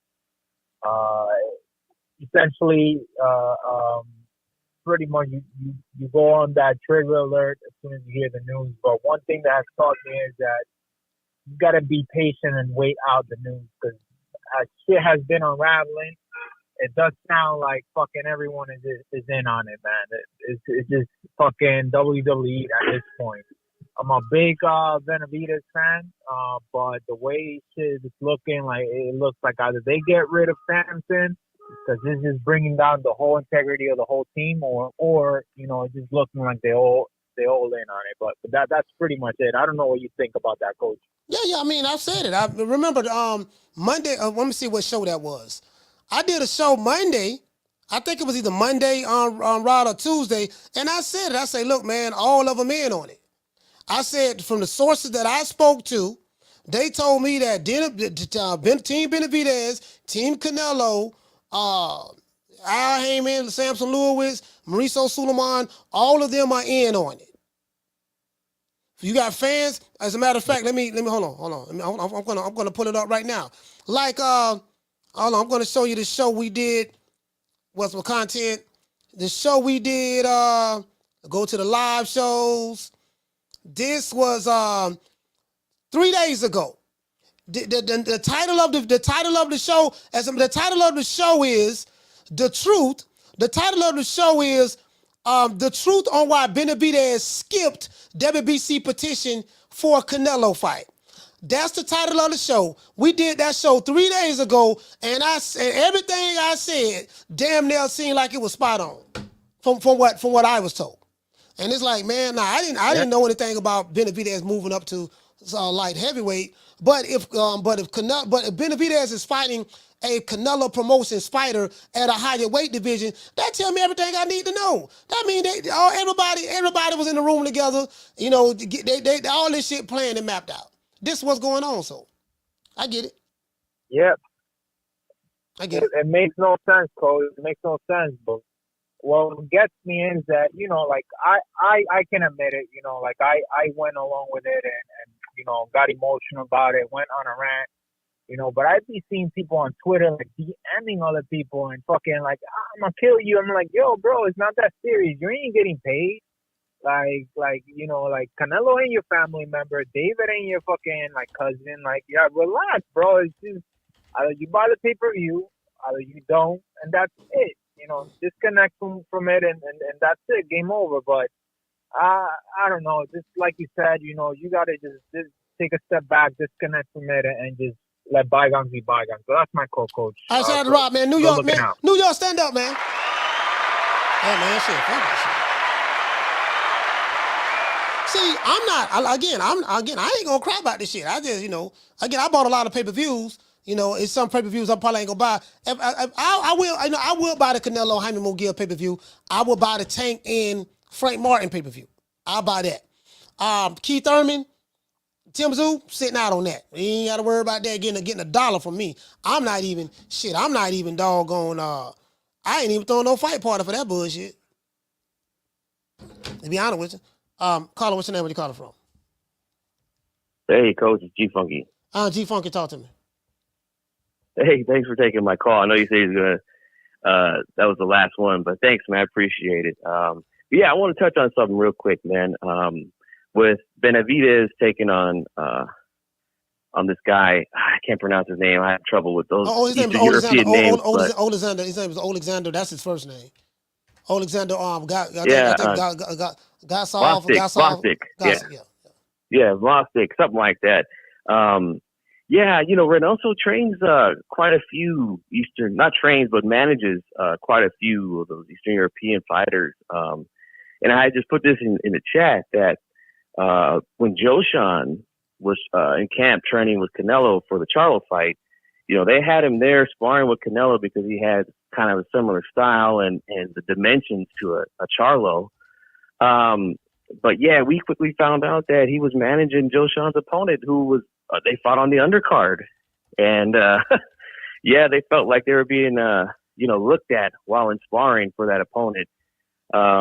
So yeah, it doesn't surprise me that most people believe that them going up against Gvozdyk is a chance for Reynoso to get a look at Beterbiev or whatnot. That doesn't surprise me at all. Yeah, I mean, I didn't know that this guy was well, somebody did tell me that he was managed by Eddie Reynoso, and I'm like, yeah, you know what? Wait a minute, hold on now. And then it just hit me. I say, I remember what I was told. Like, look, man, listen, all of them in on it. There's an agreement that's already been made. He's not getting that fight. He's cool with it, whatever. They're doing and I just wanted to wait and see. I did the show on it Tuesday, and it's like, I'll be damn, it is what it is. So I'm like, okay, I get it. I understand what's going on. Everybody's in on it. So. Yeah, and I want to say this too, as far as I've been hearing some callers saying things like, "Look, Benavidez hasn't done this, hasn't done that." Look, guys, everyone's resume can be picked apart, man. We all know that, but to build a resume, right, you gotta have opportunities. And the fact is, these guys at super middleweight, prior to Canelo being there, none of them were draws, none of them were big names. So there was no reason for these promoters to make cross promotion with these guys. We hear these promoters say it all the time. Look, if it makes good sense business wise, we'll work with another promoter to make a fight.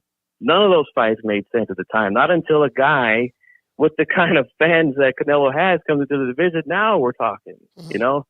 That's why he was able to go undisputed so quickly. That's a great thing. Yeah. But we can't compare Canelo and what he's able to do with making fights with other guys and try to compare that with Benavidez. That is just complete apples or oranges, man. It won't never happen for Benavidez like that. You're right. No, you're right about that, because he doesn't have the name that Canelo has. He doesn't have the power. He doesn't have the net worth of a Canelo. Canelo is the most powerful fighter probably in North America. The reason why I don't want to say in all the boxing, because Anthony Joshua. We got Anthony Joshua over there in the UK. He's a pretty big deal over there, and my main man from Japan, Inoue the Monster. He's a pretty big deal. So. I understand. I understand exactly what you're saying as relate to that. Benavidez doesn't have the power to enforce anything, and that's the truth. He doesn't have the power, so we can't punish him from not being in the position to have the power to make a fight with Canelo. When we've heard all the time, when you the A side and you're a B side fighter, the B side can't dictate the terms of what the A side should do to force a fight. This is the only thing I gotta say, G Funky. The farce has been revealed. The farce is the cloak of being a mandatory means something or not mandatory. It has to be certified. Then we have to let it marinate. Then we have to break down the molecular structure of the certification of the mandatory. So I'm like, okay, you're using all this word salad. So a mandatory don't mean anything. Belts clearly don't mean nothing. You're fighting. You can't tell a fighter, yeah, you guys got to fight, work your way to the top. And once you get to number one, then you're going to get a shot at the title. That's not true. because we see what the WBC is doing with Jamal Charlo and David Benavidez and others. We see what the WBA is doing. So let's just get rid of the illusion. Look, you're a top fighter. You can fight whoever you want to fight. Don't worry about mandatories. Don't worry about the rankings. That don't mean nothing. That's the farce. That's the farce to me. Yeah, for some guys, that's the truth, man. And the truth is, with Canelo, he's one of those guys where these sanctioned bodies are powerless with this guy. If they say, hey, look think about it like this, right? Yeah. He's got a mandatory with Benavidez in the WBC. I believe the next guy in the WBA is Morrell. Now, you think they try to force him to fight either one of those guys? You think he's going to be like, oh, yeah, sure. I don't want you to take my belt. No, he's going to say, you know what? Like, he's going to talk to him like The Rock. You can take that belt, shine it up, and stick it up your ass. Yeah. You know? You're going to tell me nothing. So with guys like him, the sanctioning bodies have no power. It's other fighters, like some of the fighters that I work with here regionally that are starting to climb into the ranks. Belts mean something to them. What power? You know? What power does Jamal Charlo have? I have no idea. That's a completely Mauricio Sulaiman thing there. You get what I'm saying, G? I can tell you this. Well, I can tell you this, Coach. What little power he does have, I guess they want to keep it there because, quite honestly, at middleweight, he is the biggest name there for whatever that's worth. Right or wrong. He ain't fighting nobody. How is he the big? He's not even. I know. The dude ain't. I know. That's how bad middleweight is, Coach. He's not fighting yet. Guys like Jonathan can't draw flies to shit. Who else has a belt there? I can't remember who else has a belt there. Like, that's how bad middleweight is at this point. That a guy like Charlo, it's more valuable to keep the belt on him than anybody else at this point. That's pretty sad. Yeah. All right, well, listen, man. Shout out to G Funky, man. I'll salute to you, fam. Thank you for calling, brother. Thank you, Coach. Thank you.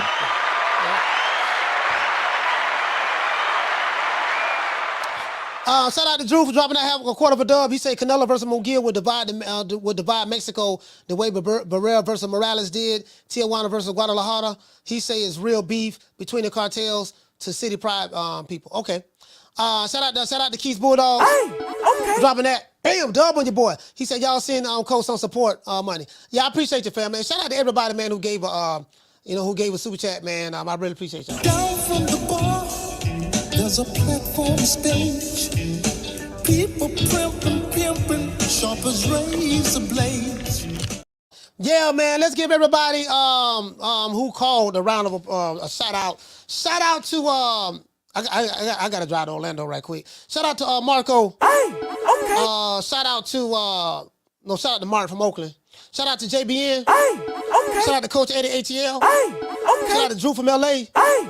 Shout out to NPR. Okay. Shout out to PD Russell. Okay. Shout out to Unbiased from Connecticut. Okay. Shout out to D Block from Dallas. Okay. Shout out to Big Ben from Fresno. Okay. Shout out to Jamie from New York. Okay. Shout out to M1 from the Bronx. Okay. Shout out to Jared from B-More. Okay. Shout out to Curtis from Long Beach. Okay. Shout out to Rod from New York. Okay. And shout out to G Funky from Sacktown. Okay. Let's get him a round of applause.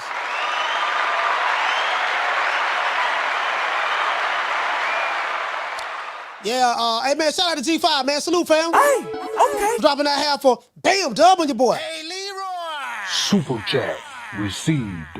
Playtime's over, boy.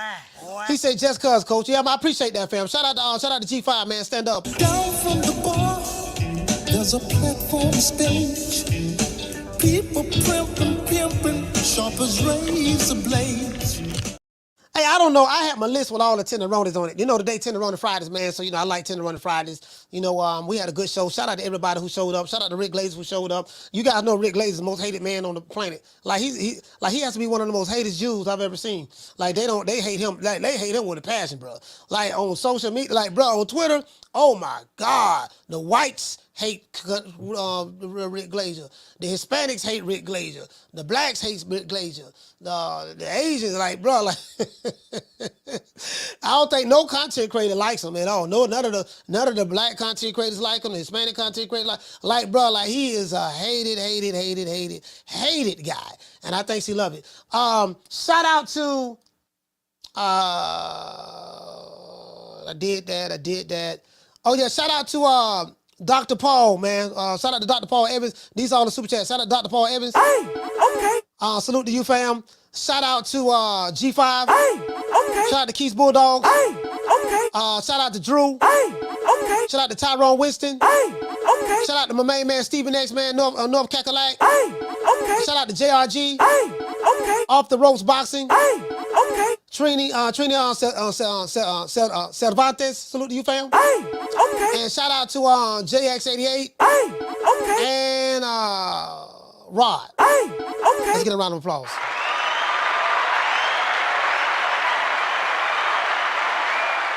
Shout out to everybody in the chat, too, man. We're going to give a shout out to everybody in the chat. But before we do, we got to say all praises due to the Most High, the Most Exalted, the greatest human being on the planet Earth, Mr. Al Heyman. Well, you know, I guess I got to be like everybody else and sing Al Heyman. I can quit my job now, baby. 6 figures, baby. You feel me?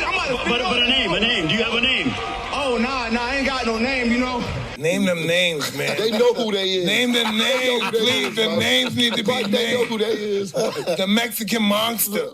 Man, shout out to the Tenant Rollers, man. Shout out to Miss Connie Stevens. Hey, okay. Shout out to Food Revolution. Hey, okay. Shout out to Elena. Hey, okay. Shout out to Jackie Hernandez. Hey, okay. Shout out to La Jessica. Hey, okay. Shout out to Summer in November. Hey, okay. Trying to remember. Shout out to Goddess. Hey, okay. Shout out to Pauline. Hey, okay. Shit. Shout out to shout out to the Debtors of Wisdom. Hey, okay. Shout out to Mo Easy. Hey, okay. I'm trying to remember who was here. Mo Easy. It's some more sisters I forgot. Shout out to Omaha Stand Up. Shout out to Tila. Hey, okay. Let's see. Shout out to Elena. Hey, okay. Shout out to La Jessica. Hey, okay. Shout out to Lisa Bells. Hey, okay. You know, I think that's all. I think them the only women I saw here today. Oh yeah, shout out to Sheila from Cali. Hey, okay. Shout out to Jorge. Hey, okay. Shout out to CPT. Hey, okay. Shout out to John Travis. Hey, okay. Shout out to Jamie from New York. Hey, okay. G5 Stand Up. Hey, okay. L Harvey. Hey, okay. Shout out to dang, what's my main man? I keep forgetting. Not Swat. Well, shout out to Swat Jones. He wasn't here, but I'm always forgetting his brother's name, man. He be in the chat all the time. Shout out to Andy Payne. Hey, okay. Shout out to Lance Meyer. Hey, okay. Shout out to God. Hey, okay. Shout out to The Natural. Hey, okay. Shout out to Doo-Wop. Hey, okay. James Pryor. Hey, okay. Mr. All In. Hey, okay. Shout out to Damian Bennett. Hey, okay. Shout out to Rick Timms. Hey, okay. Shout out to NPR. Hey, okay. Shout out to shout out to School of X-Men. Hey, okay. Shout out to Cooking with Sir Senior. Hey, okay. Shout out to Superman. Hey, okay. Shout out to Robbie Digital. Hey, okay. Shout out to Flex BK. Hey, okay. Shout out to the Inevitable D Block. Hey, okay. Shout out to Metal Hendrix. Hey, okay. Who else we got, man? Oh yeah, shout out to Kenneth Johnson. Hey, okay. Okay. Shout out to Chickarelli. Hey, okay. Shout out to Stephen X. Hey, okay. It is what it is. Y'all know what time of TI is. If you sitting there watching the show, hate watching, did want to hit the like button, Riley, talk to him. Look, fuck you. Fuck the plane you flew in on. Fuck them shoes. Fuck those socks with the bell on it. Fuck them cheap ass cigars. Fuck your yuck mouth teeth. Fuck your hairpiece. Fuck your chocolate. Fuck Guy Ritchie. Fuck Prince William. Fuck the Queen. This is America. My president is black and my Lambo is blue, nigga. Now get the fuck out my hotel room. And if I see you in the street, I'm slapping the shit out of you. Hey, man, look here, man. Y'all listen, bro. It's going to get rough. Boxing, y'all got the business of boxing. I'm talking directly to the business guys, the power brokers. I'm advising everybody to steal every goddamn pay-per-view y'all put out there. If y'all ain't going to give us what we want, the hell with you. We stealing, all right? I still love you.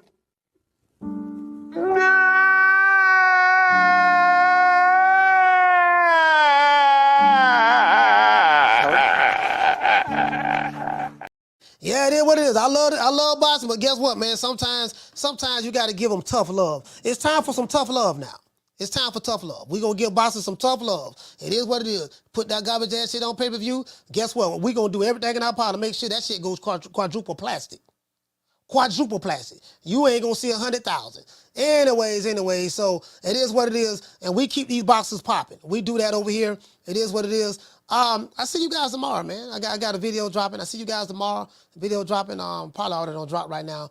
A video I just got dropped. I see you guys tomorrow, man. The day 10 on the Fridays, man. It is what it is.